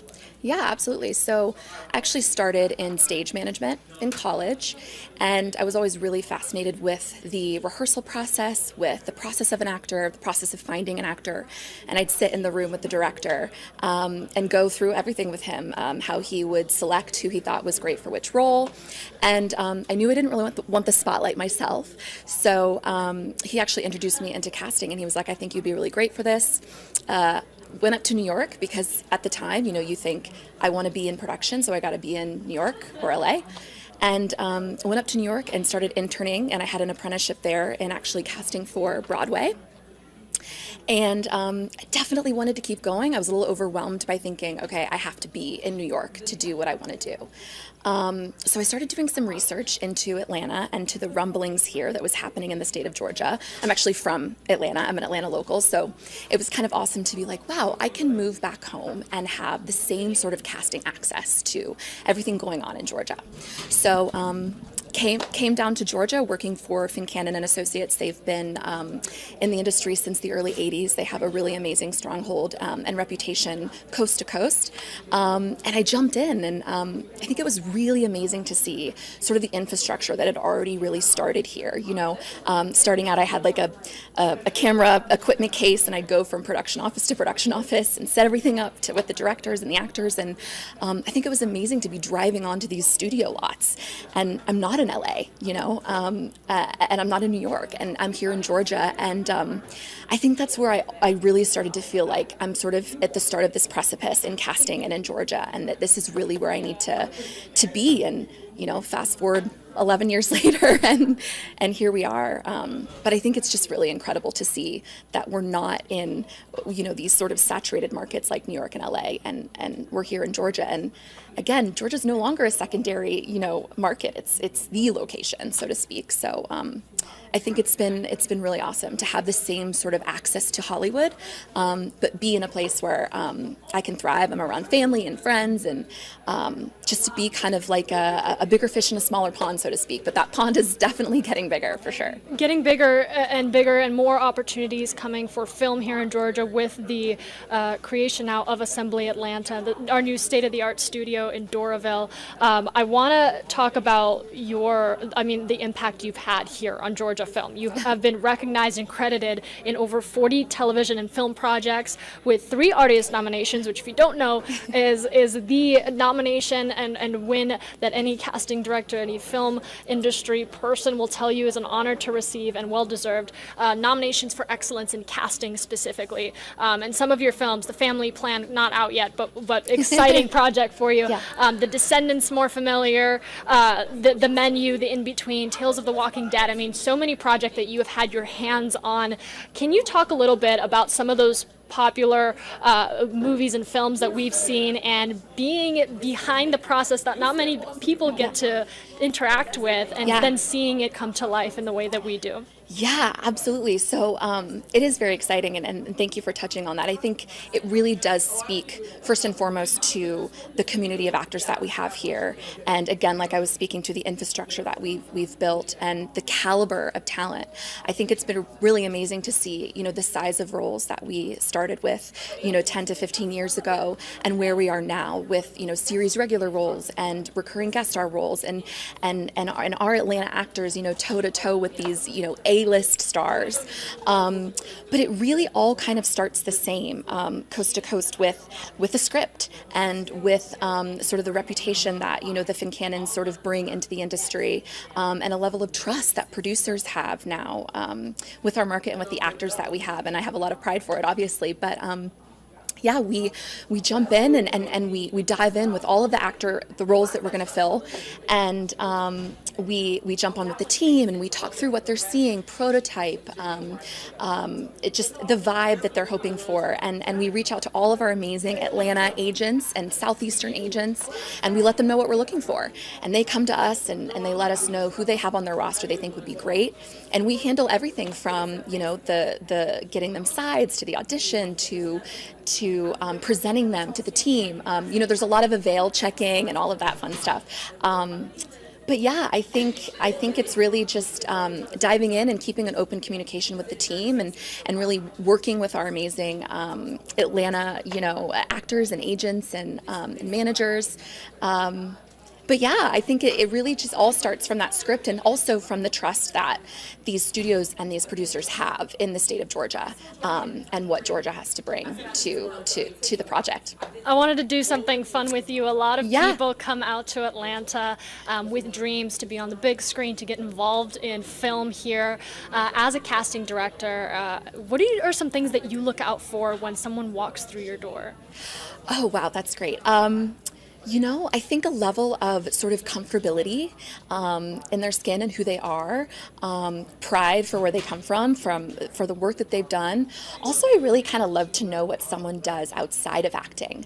I think, at the end of the day, we're looking for real people, and we're looking for real characters.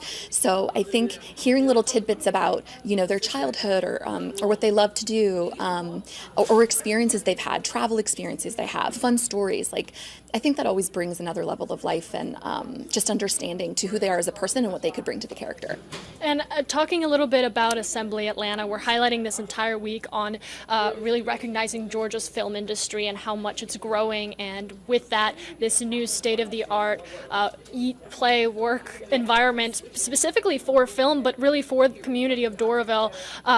What do you see in that future? I mean, you have been in Georgia and Atlanta really your whole life, and now immersed in the film industry here, hearing that there's new spaces being built and investments being made, I mean, what runs through your head for the future of film in Georgia? It's really, really, truly exciting. I think what's just been so amazing about the market here is just showing everyone really around the nation that you don't have to be in these, hugely saturated markets like LA and New York. You can really be anywhere, and that, Atlanta is such an amazing, culturally diverse town. It's a multi-industry city. Georgia has so much to offer in terms of locations and businesses. So I just think it's really amazing that we're just expanding where production takes place, and it's giving so many more opportunities to people in Georgia in production jobs and in acting, and we can kind of just move away from everything being done in these two places. And I mean, over the past few years, it's been the amount of people that have moved into our market to do this has just been incredible. And I think that it just shows that we're here to stay. And I think it's made Georgia a cooler place, and I'm thrilled because I want to be here, and I'm excited to see what unfolds. And I just think entertainment is something that we always go back to, no matter what's sort of going on in the world. So I have a lot of pride for Georgia and everything it's going to hopefully stay and become. Absolutely, the Hollywood of the South. That's right. Kimberly, you've done so much for film here, and you've been so much of the future and what's to come.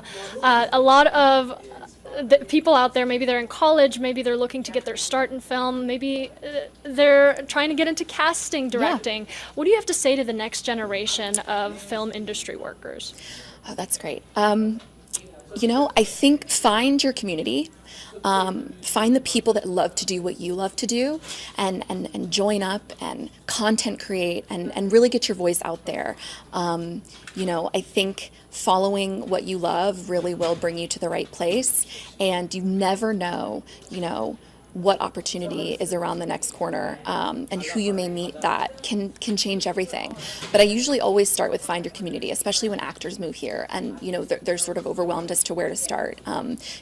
Join into the acting studio that you've been looking at, and apply for production jobs, just anything and everything that's in the vein of what you love, and I think it'll really lead you to the next best thing. Thank you so much for joining us here on Atlanta News First Plus, for so connecting with so many of our viewers, and just giving us a look from behind the scenes. Not a lot of people get to really understand the process and all that goes into making a movie that we all love to watch, and you've been such a big part of that. So we appreciate you joining us and being here, and for everything that you do. Thanks. And taking you back out to a live picture of Assembly Studios, just one part of Assembly Atlanta. Again, following on Atlanta News First Plus with our continuing coverage, Assembly Atlanta is more than the sound stages and warehouses that we got to show you. This is really an immersive space that is going to facilitate business, retail, livable housing, really a space for all, even a public park that many can enjoy, come down to Doraville and take in. There's going to be so much that comes out of this, not just with tomorrow's big unveiling, but in the months to come, with job creation, with bringing more money, boosting the economy here in Doraville, here in Metro Atlanta. I wanted to take you out to one of our Atlanta News First Assembly Atlanta spaces right now. If you're familiar with this picture here, this is where we've been bringing you your news for the past week. We wanted to take you out to the Assembly Atlanta set just to show you all of the different parts of this 250,000 square foot development and project that is going to bring opportunities for filmmaking, opportunities for jobs here to Doraville, but also bring you your news, your top stories, and everything that's been developing this week out of this special place. We are wrapping up our news coverage here on Atlanta News First. However, we are going to continue to talk about Assembly Atlanta, all leading up to the big day tomorrow, the gala, with our host meteorologist Ella Dorsey, and the official opening of Assembly Atlanta, Assembly Studios, and all that's to come. And to develop something like this, it took years of vision and more years of hard work and dedication, and there's no one better to tell you about all that went in to bringing this space to life. Then Assembly Atlanta, Jay Gibson, developer. We've got Jay Gibson joining us. He is the Assembly Studios developer. It is great to have you with us this morning. Thank you. Thanks for having me. So take us back, not even too long ago, but when all of this was just dirt out here. What was that like, and what was going through the mind? It was really a vision, and it was a big vision at that. And so we were able to come together with an amazing team, and over really 18 short months do this whole thing, and it was a team effort. That's what's so remarkable to me is we were out here a year ago. Remember, we were in that big tent, and there was so much construction. It was dirt. It was really just a framing for a lot of these buildings. You guys have worked 24/7 overtime. Yeah, it's kind of funny to have these guys working behind us with their hard hats and their painting. What do you think when you see all that going on? Pride. Yeah. Really, it's just you look throughout this whole project, all the teams that were involved and the way that they bought into what we were trying to do, and it would not have happened without it. And we focused strongly on Georgia. Hilton's vision from day one. We said we're going to show the world what Georgia can do, and so it's a very heavily Georgia done project, and it's just pride. And it looks like it when you drive onto this campus. You know, we always say that it feels like something new is being done every day, and we've only been out here for just this week. I can imagine what goes through your head when you're talking about more than a year, seeing it start from nothing and now become this. When you come out here and when you see people who are coming out here, what do you want them to see since you're the developer? Wow. I just want them to see just this amazing thing, and I want them to see really a project that is, I think, the beginning of a new phase here in Georgia. I want them to be proud of it. I want them to be proud of what's happening here in Georgia, and I want them to look at the opportunity for all Georgians. I mean, this industry is an industry open to anybody that has desire and talent that wants to do it, and hopefully this is a home where it all comes to fruition. I love that. See that assembly sign? Oh gosh. I got emotional over that. Did you really? I really did. Really? It was How come? Well, here we've just our blood and sweat and tears for 2 years, and you see this sign light up, and it's just kind of like you're almost there. And I stepped back. I think that was the first time it was dark, it was quiet. Hilton and I were standing there, and it just hit me, and I kind of got emotional about it. You know, what always amazes me when you see things like that is knowing that there were steps to get here. Right. Just take us behind the scenes, just a little bit of what that process even looks like, because I think if you're just getting renovations done at home, how crazy that can get. So when you're talking about a big project like this, I know that's a lot to take on. It was, and it started with a vision. As a matter of fact, our land planners, H. Gore, we started day one, and they did initial land plan. It was called The Idea of the Idea, and we actually have it framed in Hilton's office. And that idea morphed, and we brought in the architects, and we brought in the engineers, and we brought in the GCs, and the whole thing just took a life of its own. And it was really managing that process. And we had 88 acres under concrete. Right. We ended up crushing it all on site, no haul off. We used it for the GAB, the base, and the roads and everything. Right. And so it was just managing a process that kind of grew. It just kept growing and growing and growing, and we just had to keep our hands around it. So this is phase one? Yes, ma'am. Right? So phase one is, when do you think that's going to be wrapped up? After the gala, I think we have about 45 more days to really, Nice. yeah, to Well, get as fast to the as y'all end. are moving, you're going to get it done. And then starts phase two. Then phase two. All right. Yes, ma'am. Well, it's going to be amazing. It already is. Yeah. Thank you. And I know you're proud, and we appreciate you being here. Well, we appreciate y'all being And we here. appreciate the donuts you brought this morning. Jay Gibson, thank you so much Thank for spending you. some time with us this Thank morning, you and very congrats much. on everything out. That was Jay Gibson, a key developer for Assembly Atlanta, one of many of the hardworking men and women who brought this project to life. And they spoke about something, that Assembly Atlanta sign that lit up if you caught our earlier coverage throughout this week, officially kicking off the start of what is going to be Saturday's big unveiling. An emotional moment for so many that had woken up every day, got down to Doraville, and made Assembly Atlanta into what our CEO of Gray Television, Hilton Howell, envisioned it to be. And as our Tori Cooper will show you, this is quite the sign for quite the moment. Sometimes I'll sit out here at night as everybody's locking up and people are going home. And this last week, a couple of times, I absolutely found myself getting a little emotional. For Assembly developer Jay Gibson, it's something special to watch finally come to light. Here you've been just pouring everything into it, and then you look up at these letters and you just sit back and go, wow.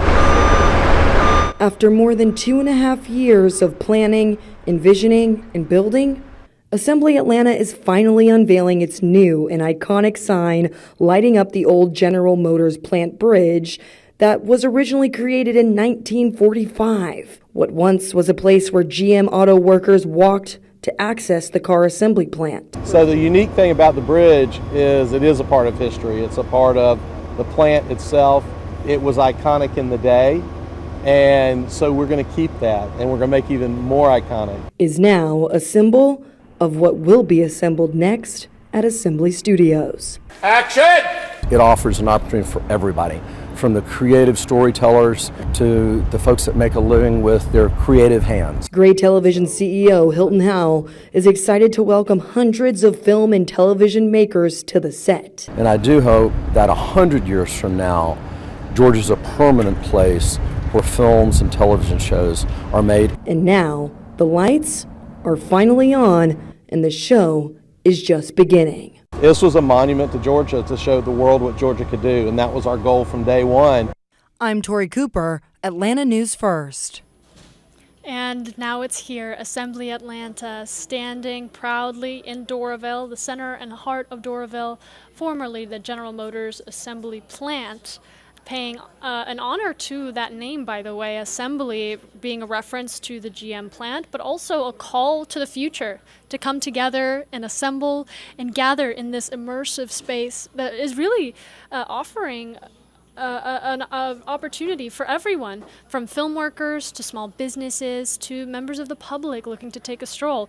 This is another destination that's going to put Doraville on the map. But it all started as a vision, and a vision from none other than CEO Hilton Howell. We caught up with him on Atlanta News First during one of our morning shows. Here's what he had to say.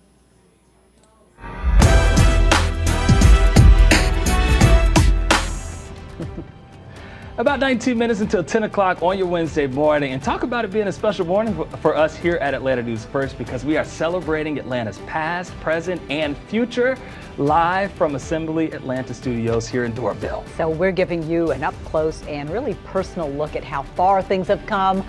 This used to be the old General Motors plant. You remember that? A lot of you may remember seeing that off of Interstate 285.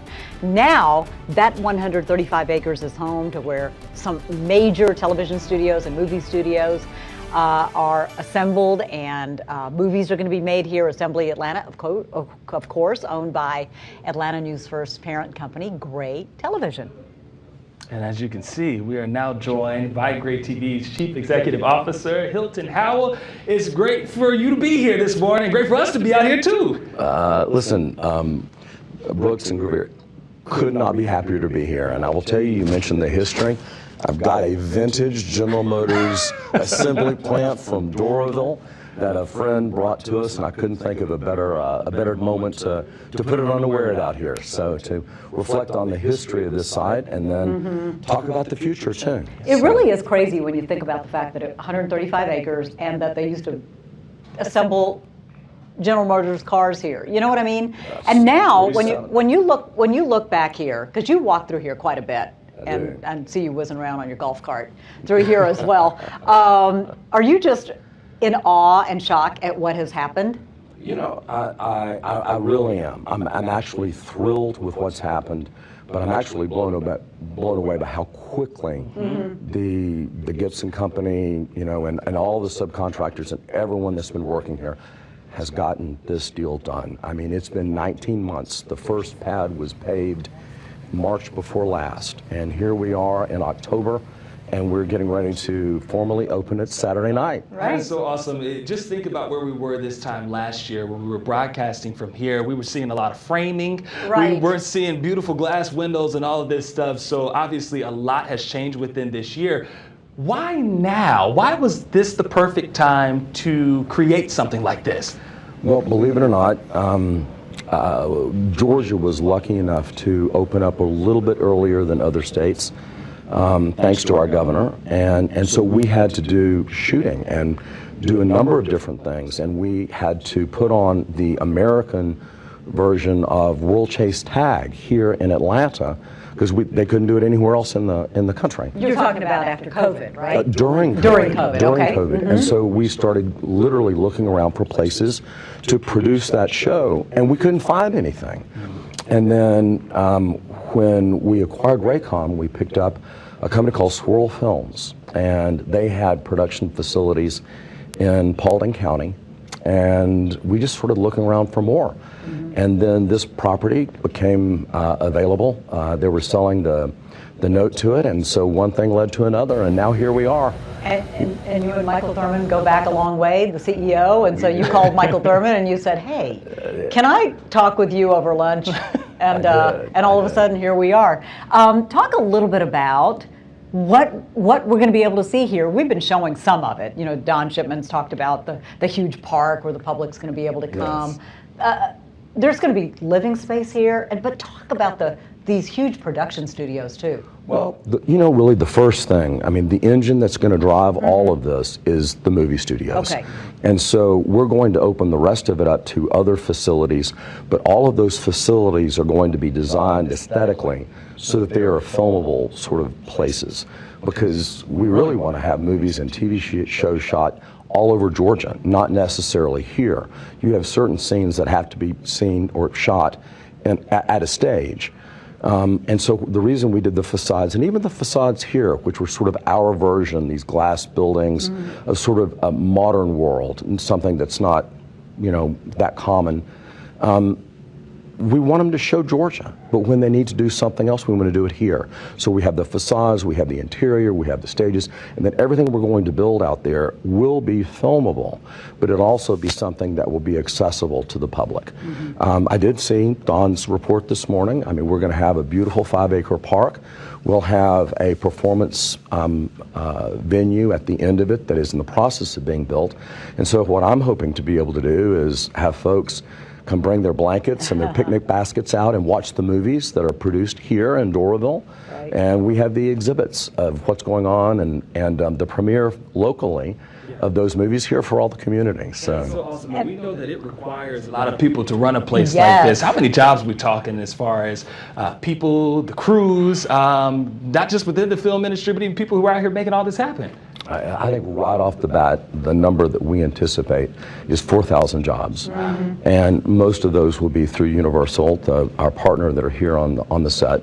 But beyond that, as you look at the production and all the rest of the crews that come with that, it may be up to 9,000 sort of individual jobs just here out of what we've done in this portion of Assembly Atlanta. So we're very excited about that. It's going to be super cool. You got the big grand opening this weekend, right?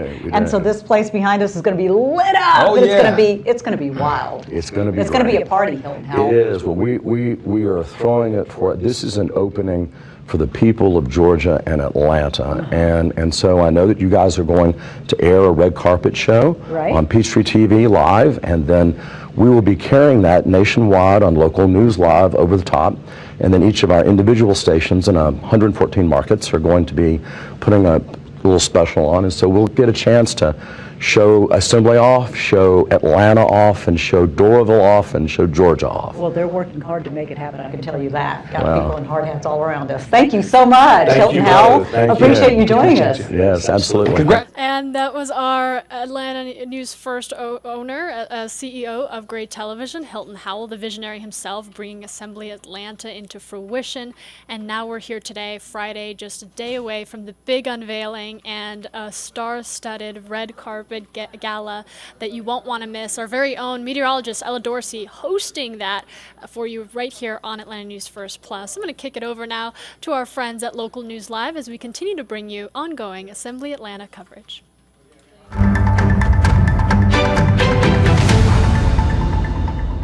It's a bit of an overcast day, but let me tell you, the future is bright here at Assembly Atlanta, right in the heart of Georgia. We're on the road today as a new era of filmmaking begins right here in the Peachtree State. We're glad that you're with us for this special edition of Local News Live. I'm Rashida Kaba. And I'm Ryan Pierce. Welcome to Assembly Atlanta, a brand new state-of-the-art TV and movie production studio in the heart of Georgia. Yeah, here's a look at why many are calling the place a Hollywood of the South. Beyond the trees, through the heart of Georgia, and just outside of Atlanta is a new playground for creation, a giant leap for the state's budding film industry. Soon, what you see in theaters and streaming will begin right here. Welcome to Assembly Atlanta. All 135 acres of the mixed-use facility is owned by Local News Live's parent company, Gray Television. More than 2 years ago, Gray Television began the groundbreaking venture with the goal of expanding its reach in the entertainment world. The larger-than-life production studios will be home to thousands of movies, shows, and productions. It'll include multiple sound stages, production office spaces, warehouses, mill spaces, and more. Today, we're going behind the scenes and beyond the lens at what's in it for you, the viewer. This next hour is jam-packed with exclusive interviews from Gray executives to directors working on unreleased movies. A special edition of Local News Live on the road starts now. And the vision for Assembly Atlanta is about more than television or movie production. It's part of a dream to showcase Metro Atlanta in Georgia, all while providing jobs and opportunities for people who live here. That's exactly right, Ryan. And WANF's Tracy Hutchins sat down with the man who had that vision for Assembly, our parent company, Gray Television CEO, Hilton Howell. I think we're off. And we're off. All right, well, Tracy, it may not appear at first sight exactly how far we have come since you guys were out here August before last. But as we get closer, it is clear Assembly Studios is nearly complete. Gray Television CEO Hilton Howell is like a kid in a candy store. The balconies just give you a view of things that's amazing. And then this is New Orleans. I love it. There are 19 sound stages across 8 studio buildings. On the outside, movie makers can use the facades to transport you to the French Quarter, New Orleans, Tribeca in New York, or across the pond to Europe. As soon as they're ready to go, we are. And inside, offices, wardrobe rooms. Oh my gosh, it's huge! A massive makeup room, and dressing rooms too. There's gonna be a TV in every room, trust me. So. And how many dressing rooms are there? You know, there are dressing rooms all the way along this front side. But just steps away from the soundstage. I do want you to walk carefully because these are going up, but there's nothing going up above us here. So let's go straight across. Beyond the backlot, a crown jewel atop one of 2 reflective buildings. This is translucent onyx, and it is backlit, and it runs almost really 3 floors because the top floor is over 18 feet tall. And so it runs from right here all the way to the top, way above this. I was one of the first to walk on the southern circular staircase to what's become known as the Jewel Box. These are lit bronze inlays, and it will cover the top and come down the sides. And then that's the view out over all of Assembly Atlanta. An indoor-outdoor space for film and television wrap parties. I'm excited because we're honoring the past, but we're creating a new and exciting future. And it's going to create even more jobs than General Motors did. I'm very excited about that. The livelihoods and what this is going to be able to do. You know, I think I've been quoted, we're going to have $1 billion coming out of here. I hope more than that, but we'll see. I think it's going to be great for everybody.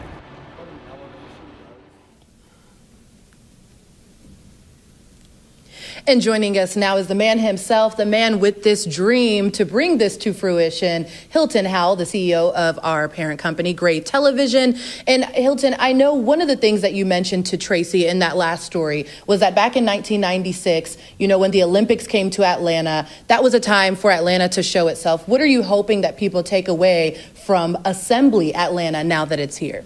Well, I want you to know, Rashida, I mean, I'm really proud of my adopted home state of Georgia. And the 96 Olympics showed Atlanta and the state of Georgia broadly off to the whole world.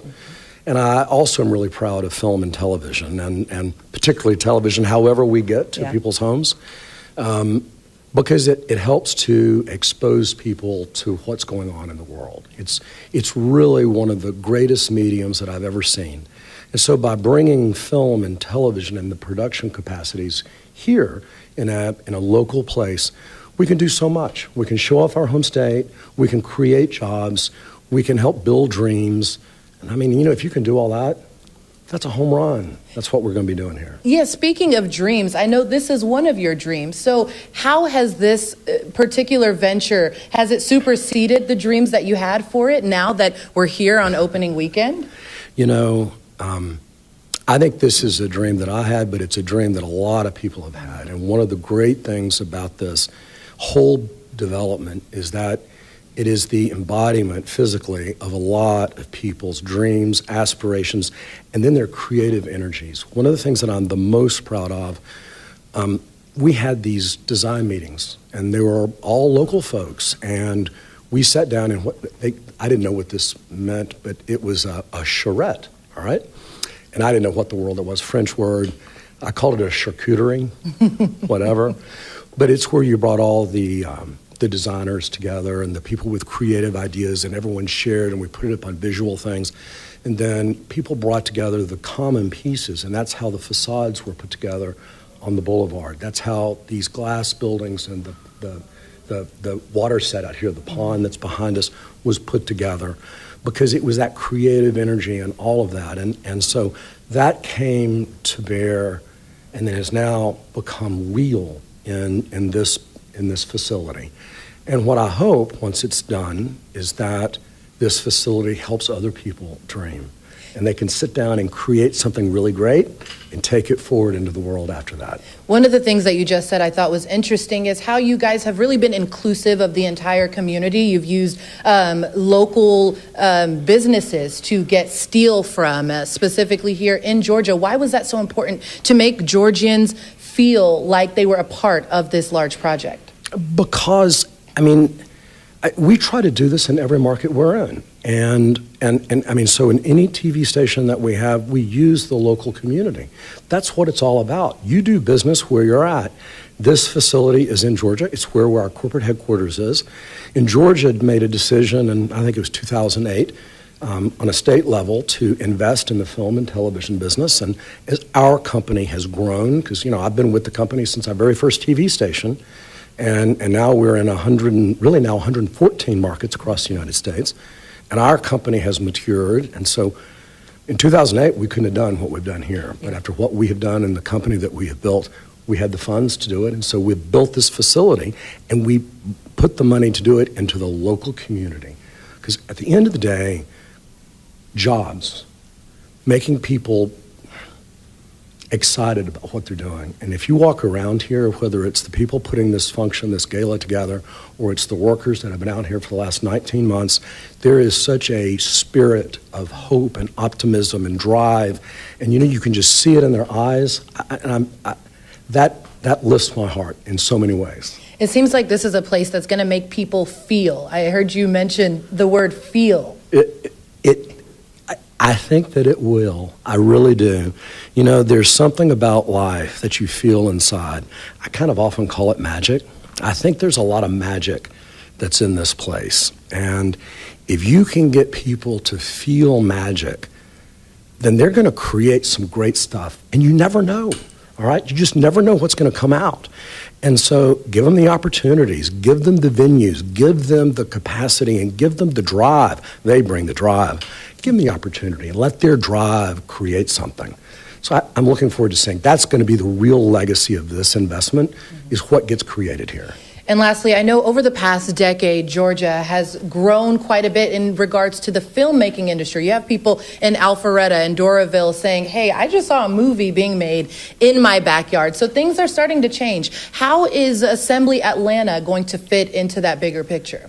Well, I hope that it gets us to the sort of the critical level of size to where it is a permanent part of the business community in this state.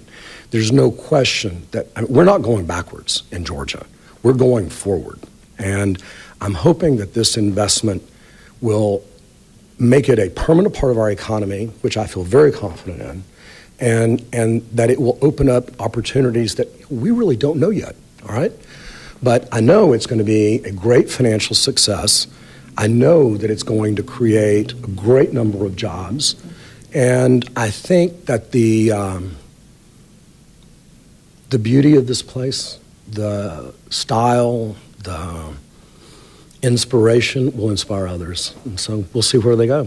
It's certainly an inspiring place as you enter the grounds here at Assembly Atlanta. And I know one of my favorite parts about this building is the Jewel. Yes. I'm curious to know what your favorite part here at Assembly Atlanta is. Well, I noticed you've got a jewel-toned dress on right now, Rashida. You're ready to dance tomorrow night? Well, I'll tell you a little story about that.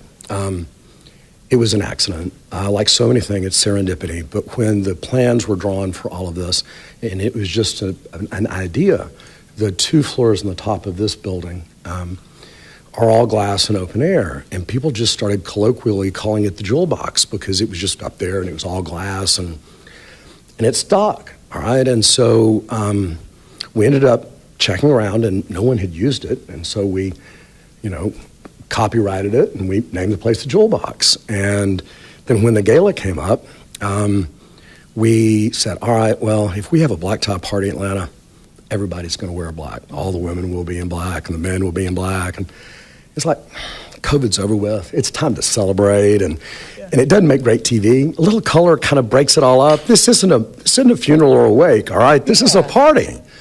And so I've got to say, the Jewel Box is my favorite. But closely rivaled by the facade. And then also right there by the pond behind us, because this will be the largest water set in the world, and it will be the only one on the East Coast, and I think one of only 2 in the United States. Wow. And so I think that's really, really, really special. And from a development and business point, what I love about the pond behind us, we got to come up with a name for that, Rashida, so you help me with that. I'm going to help you out. But it's really a water retention area. So when you have the big floods, if the hurricanes come, it will flood up. So it serves a very practical effort. But it also serves a creative effort. So if you got to film the Titanic or Jaws or Waterworld or, anything that needs water, we can do it right out here in Atlanta, Georgia. Well, it's certainly a great thing here in Atlanta, and we're thanking you so much for joining us here on Local News Live and for allowing us to see your vision come to fruition. Well, thank you so much, and thank you for what you guys are doing at Local News Live. I'm very, very, very proud of you. I'm proud of you, Rashida. Thank you. Cheers. All righty. Well, you just heard it here. CEO of Gray Television, Hilton Howell. Thanks so much for joining us. You're watching Local News Live. Celebrate with us the beginning of a new era in Georgia filmmaking as Gray Television's Assembly Atlanta opens its doors. Join us for a journey through Georgia's filmmaking future, live from the red carpet, Saturday night at 6 Eastern on Local News Live.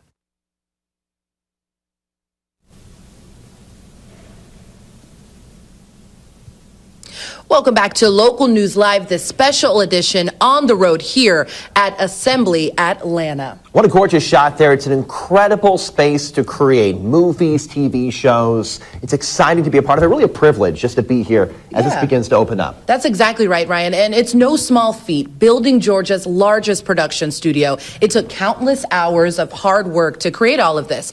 All of the steel for the Assembly project was created right here in the state, specifically in Scottsdale, Georgia. It's a fun local connection. 12,000 tons, 13,000 pieces total. That's enough to fill 600 trucks. WANF's Abby Casares has more on how this production studio is creating jobs for the community. It's no small feat. Building Georgia's largest production studio took countless hours of hard work. All of the steel was fabricated right here in Scottsdale, Georgia. 13,000 pieces, 12,000 tons, enough to fill 600 trucks. Every beam, truss, and column was created here at Steel LLC. Each piece is carried by overhead cranes to conveyors to saw and drill lines before getting a fresh coat of paint. Robert Miller is one of 150 employees working overtime to make the project happen. We got to put everything on there and clean it up, paint it, and get it out of here. After decades of work, he says the assembly project is one of the biggest he's been a part of. I'll tell my kids, hey, your daddy was proud of that. The company has been in business since 1947, working on the World of Coke Museum and Falcon Stadium. But Rob Williams says the assembly project put them on the map. It really just having a steady flow of work for such a long time frame. You know, it's a good sense of job security for everybody. At a time when work was drying up, they were adding workers. More than 1,000 construction jobs were added for the project, and job creation doesn't stop there.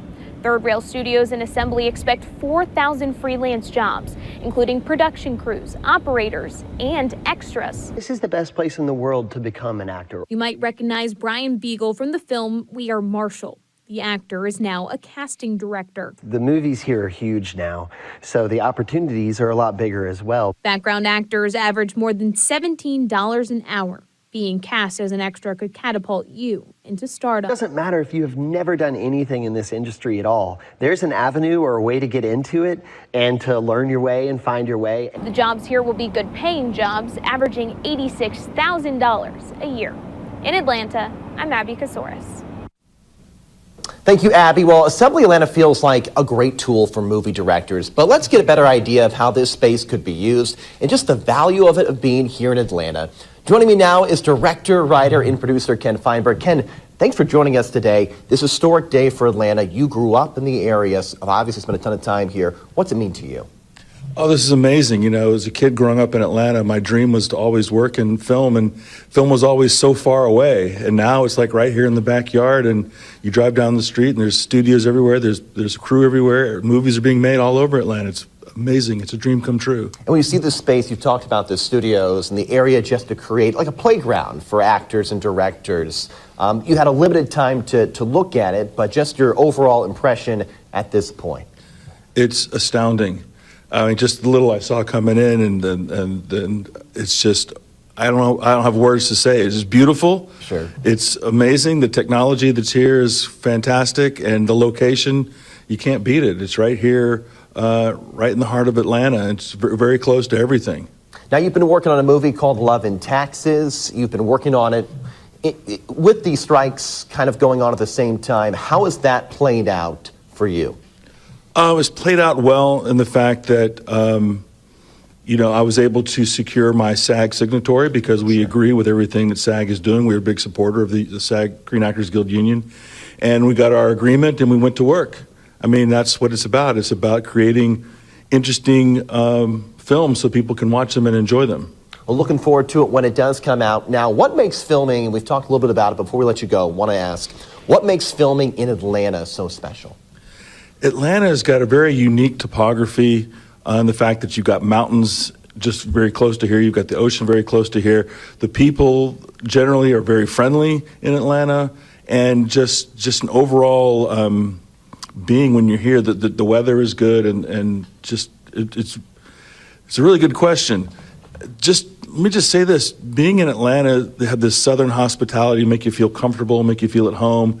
And when you're working, you don't want any stress. You want to make sure that you can be creative and work. And being here in Atlanta, it's just been a joy. The people that I've worked with have been a joy. People come off my set and they go, your crew was so wonderful to work with. Not only were they great, but they were nice people. And that's a reflective of what I want to create, that people have positive experiences on the set too. Creates a nice spot to put together a film and just be a creator. So Ken, that's a really good point. We appreciate you stopping by the set here. Thanks for having me. No, our pleasure. Ken Feinberg, director, writer, producer, director of Love and Taxes. Can't wait to see that. loveandtaxesfilm.com. There we go. Can't wait to see it when that does come out. Well, you're watching Local News Live on the road today from Assembly Atlanta. We'll be back in just 2 minutes. Celebrate with us the beginning of a new era in Georgia filmmaking as Great Television's Assembly Atlanta opens its doors. Join us for a journey through Georgia's filmmaking future, live from the red carpet, Saturday night at 6 Eastern on Local News Live.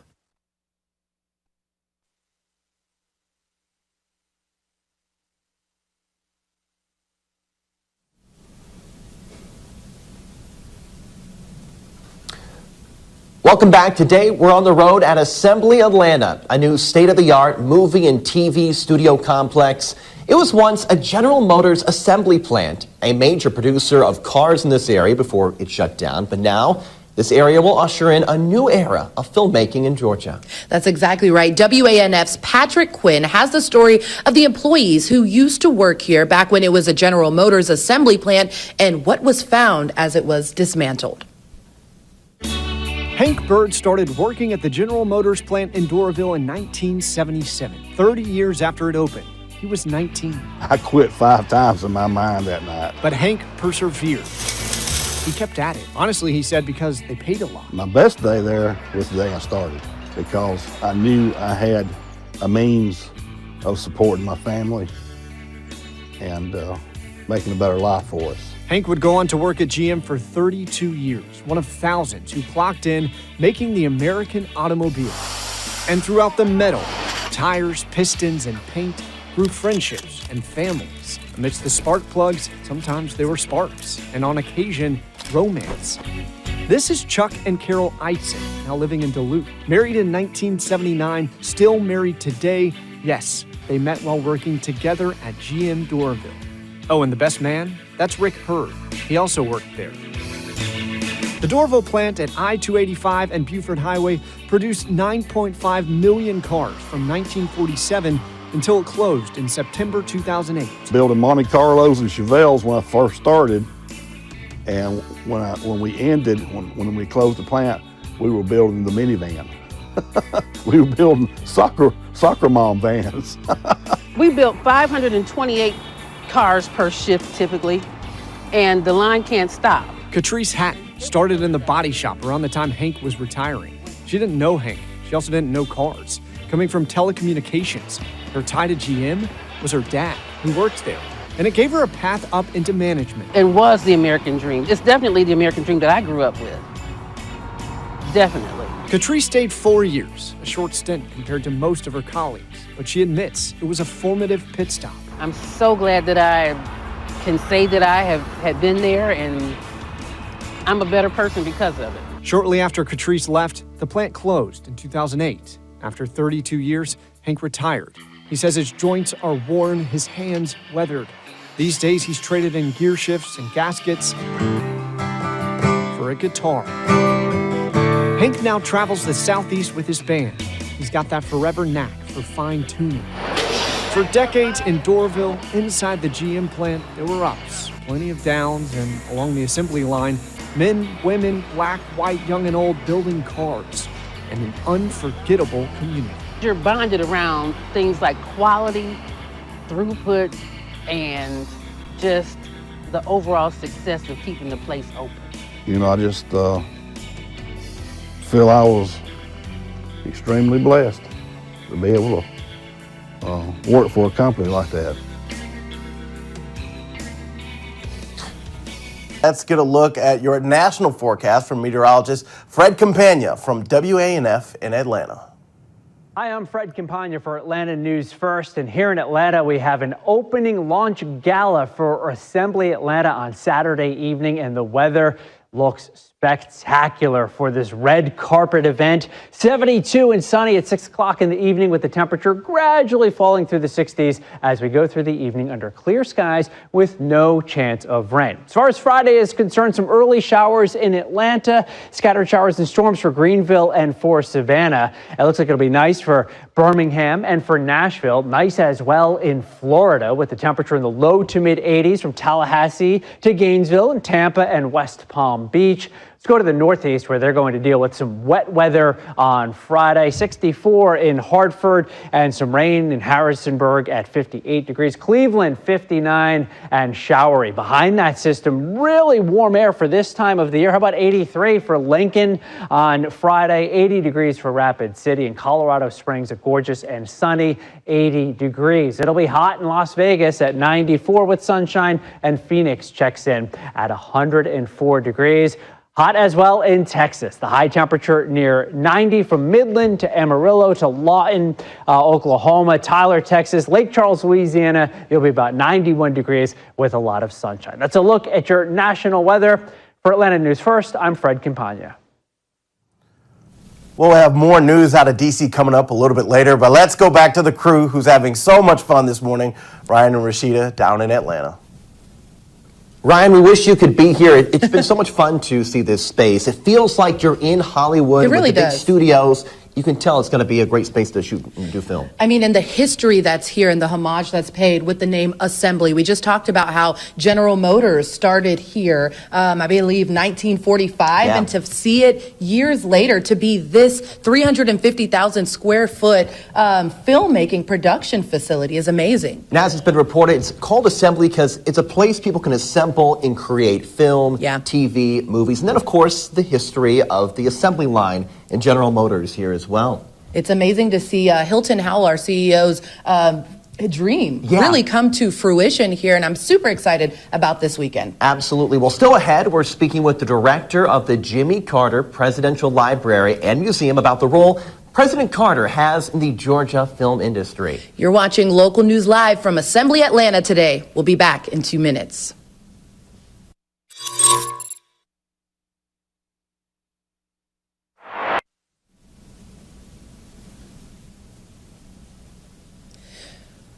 Welcome back to a special edition of Local News Live on the road. Let's talk show business. There are more than 400 film and studio projects produced in Georgia each year. Assembly Atlanta is going to be a dream for this industry, and it'll be able to meet the demand for all the soundstage space needed to make the movie magic that you see and stream, and sometimes in theaters or at your house. Yeah, and with in-home, with TV shows becoming more popular, becoming bigger, that's so important. Atlanta really is the Hollywood of the South, and it's a multi-billion-dollar industry here in the Peachtree State. WANF's Alan Devlin has more on Georgia's film history.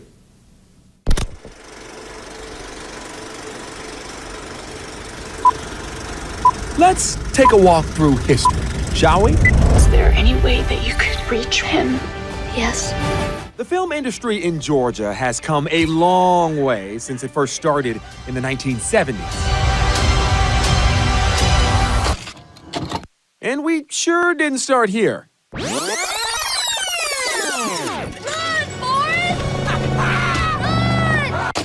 Or here. Morning, Miss Daisy. You leave my flower bed alone. Or here. Where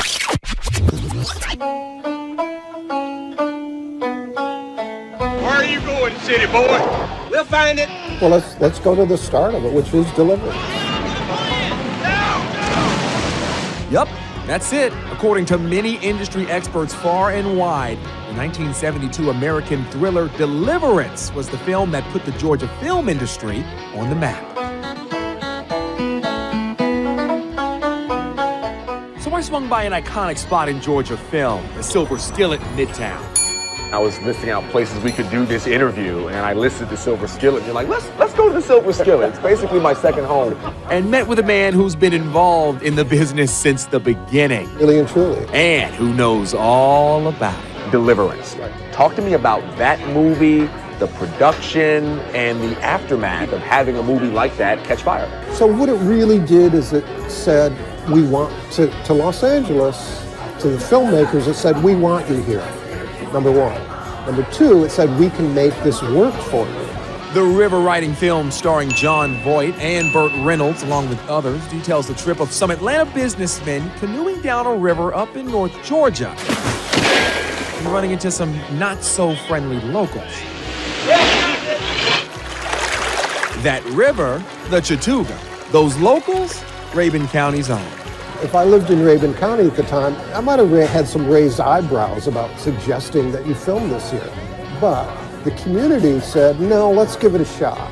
And that was important. The idea that they said, we're willing to work with you, big deal.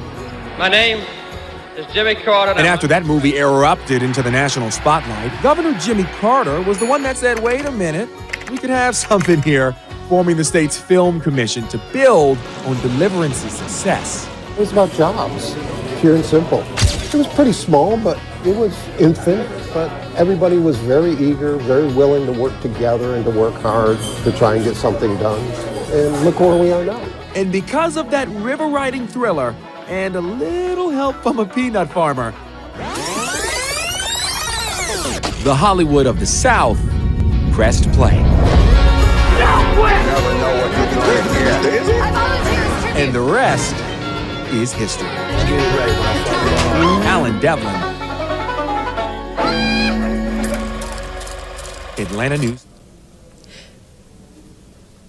Yeah, as you just saw, President Jimmy Carter had a huge impact on the filmmaking industry here in Georgia.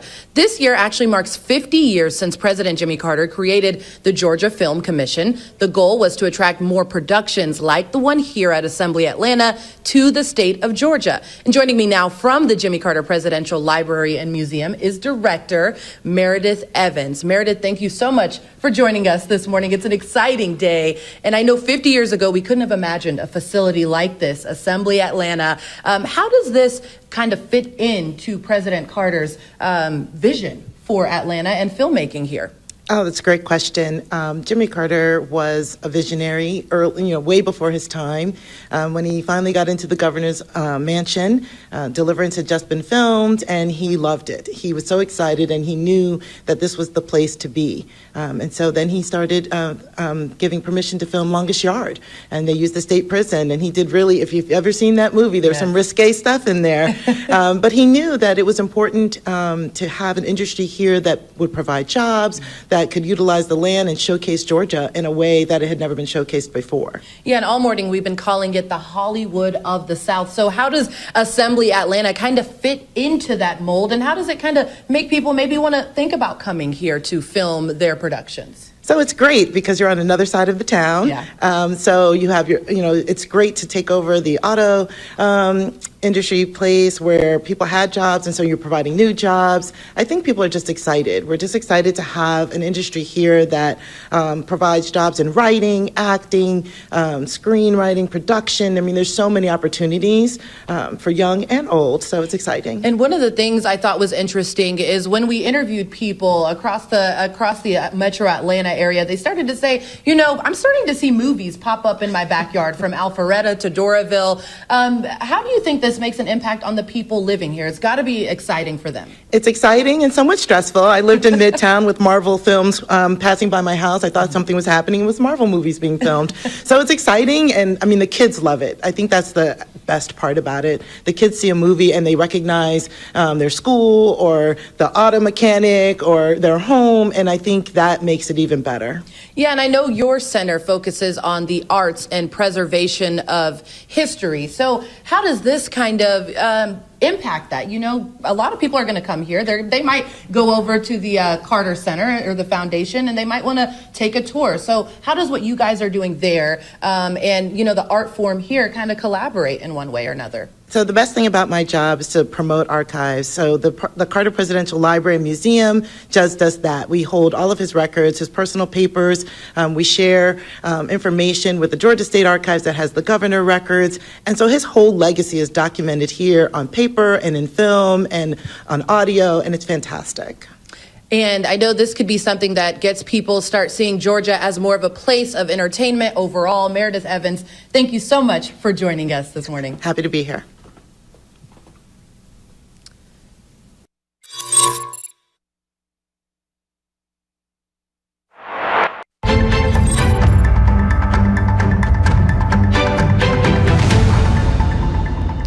Welcome back. Thanks so much for joining us on Local News Live. I'm Rashida Kaba. And I'm Ryan Pierce. As you can see, we're not in the studio today. We're taking L&L on the road from Assembly Atlanta.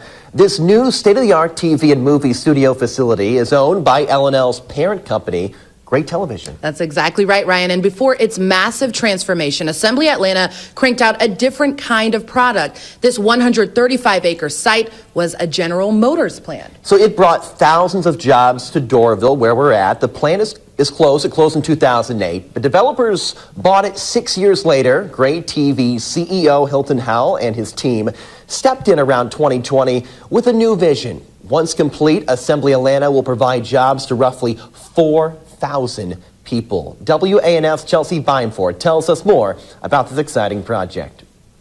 Over there, it's meant to look like the French Quarter.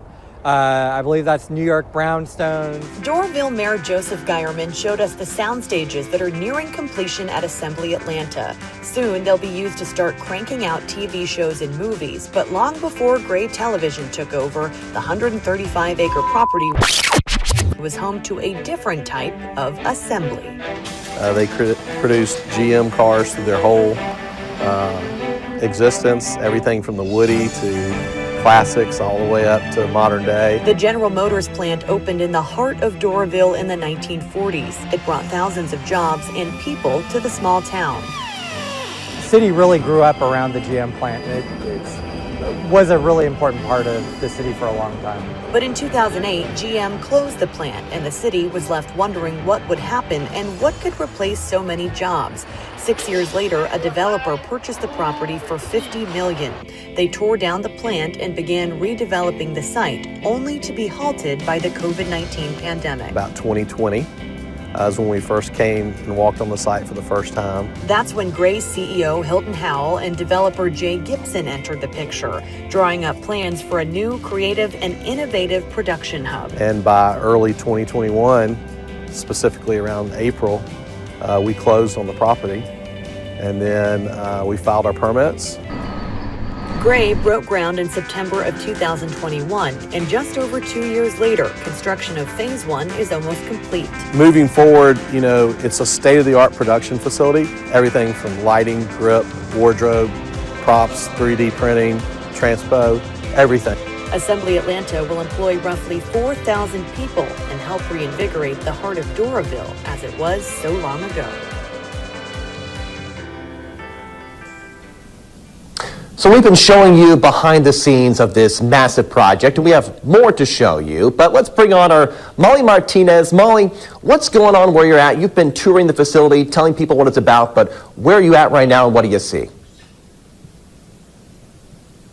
Hey, Ryan, good to see you. Hey, Rashida, so happy to be here. We are inside one of the studio spaces right now. We're going to give you a little idea. Right now, it's a little dressed up because this weekend is opening weekend, so there's going to be a big party in here. But to give you an idea, this is one of the studio spaces. There are several of these at Assembly. There are 350,000 square feet of indoor studio space. I don't know if you guys can get an idea of what we're seeing here, but this space is massive, and this is where movies will be filmed. You think of all the special effects in like Marvel movies, and they're strung up to accordions and they're flying all around. That happens in rooms like this. It's all part of it. You saw earlier in that earlier package, that row of facades, the French Quarter of New Orleans, the Brooklyn brownstones. We were just outside. It's raining right now, so we had to come inside. That's showbiz, baby. But here we are at this space, and it's just so exciting. This is going to usher in a new era of content creation for Gray Television and really for Georgia and the industry as a whole. Molly, I think that you brought up a really good point there about there's different facades, there's different structures that are modeled off of New York, off of cities in Europe. It feels like we're traveling around the world just by being in this massive studio. That's right. And also another interesting feature here, Ryan, you and I have this debate every day. Could two people have fit on that Titanic door? And here there's a floodable parking lot so they can film scenes like that, so we can continue to have those debates. But there's so many different aspects to this space. Those parking lots, there's a futuristic glass building. When you think of watching a movie, you don't really think about how confined the production of it is. And, you know, we're saying that it's confined. This is a 135-acre campus. That's roughly the size of the National Mall in Washington, D.C. This is a massive space. But so much of a movie can be filmed on one location when you have a multi-use space like Assembly Atlanta. Molly, before we let you go, walking around, what has been the aspect that has touched you the most, that you have found most exciting to see at this incredible facility? You know, Ryan, I'm just such a cinephile. I love movies. I love TV shows. We work in TV. You know, this is really our passion. And it's just so exciting being in these spaces, you know, seeing the rafters, seeing all the lights hung, seeing all the sound equipment, seeing all these projections. It's just so much goes into what we watch on a small screen on our phones, on a big screen on our TV, on our computer screens. We consume so much of the world, and it's all created in places like this. So it's just been really an exciting week here at Assembly Atlanta. I know we're all having fun. You guys are having fun. It's exciting to be a part of this opening weekend. Our own Molly Martinez. Molly, thanks for joining us. And she's exactly right. Being in this space just feels special because this is where the magic is going to happen. We continue our special coverage from here at Assembly Atlanta in just 2 minutes. Celebrate with us the beginning of a new era in Georgia filmmaking as Great Television's Assembly Atlanta opens its doors. Join us for a journey through Georgia's filmmaking future live from the red carpet, Saturday night at 6 Eastern on Local News Live. Ryan, thank you. Yes, it's been a lot of fun here at Assembly Atlanta. We got we've learned a lot about the movie production industry and what they're going to do on this incredible facility. It's really exciting, not only for the movie making industry, but also people who live here and get to experience this. This is going to be a live, play, work type of feel. Yeah, and the film industry looks a lot different than it did decades ago. And for so many, they say the hardest part isn't the effects and animation. Yeah, it's actually keeping up with the rapidly advancing technology. WANF's Joshua Skinner explains the role AI has in TV and film. For Jason Marasini, the film industry looks different from when he started 2 decades ago. I'm old enough to have a celluloid film degree. Like, a lot different. This is what I used, and you can see right there, this is where the splicing tape used to sit. Nowadays, Marasini co-owns ECG Productions in Atlanta, a company that works on everything from branding content to documentaries with an emphasis on visual effects. My favorite visual effects to do are honestly the ones that the viewer doesn't even notice. Seth Johnson oversees animation for ECG. This is the only real part of the shot that you're seeing is her in here. We shot her in front of a blue screen. The hardest part of this work isn't the effects or animation, but keeping up with the rapidly advancing technology. Oh, it's changing every day, especially since AI has become a major part of the equation. Artificial intelligence, it's the hot word pretty much everywhere these days, and if you're not keeping up, you're getting left behind. At the beginning of the year versus now, it's already way different and way more advanced. As a post-production manager, Annalie Brown sees it in her work every day, and it looks less like Skynet and more like a personal assistant. AI kind of can, be taught to look for certain things and kind of help to facilitate your job in certain ways. Almost like a rough draft. What it can't do is replicate what Brown and Johnson call the human element of visual storytelling. Some of it is just not there, but it is going to change things majorly. That major change is likely years away, but its arrival is certain. It's just a matter of how. Where AI fits in our workflow now is TBD. I just want to make sure that we're not leaning too much on it, I think. Meaning that ECG's evolving to the task is still evolving. There's not a time when you're not going to have a human involved in the process. In Cobb County, Joshua Skinner, Atlanta News First. As you can see here at Assembly Atlanta, technological advancements making their way through. You're watching a special edition of Local News Live. We'll be right back.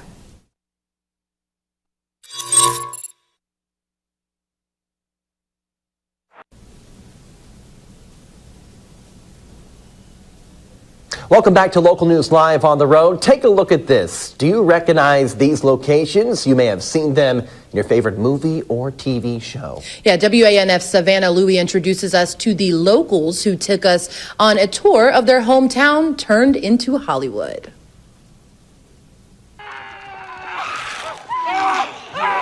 Horrifying moments in AMC's The Walking Dead.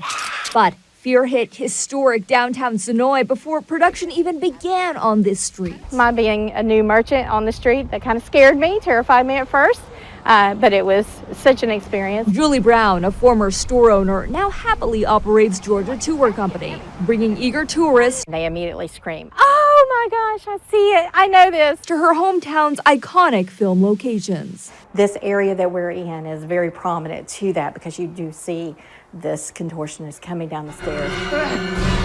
This 200-year-old home a temporary set for The Walking Dead. Another element to its storied history, says homeowner Judy Beatty. It's exciting to be part of it.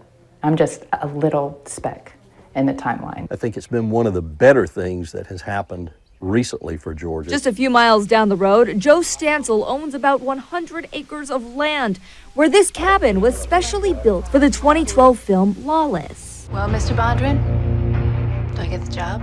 The amount of detail that those craftspeople involved in the movie industry, what they went to make it happen. The property also serving as a set for photo shoots and other productions, including CBS's MacGyver and The Walking Dead.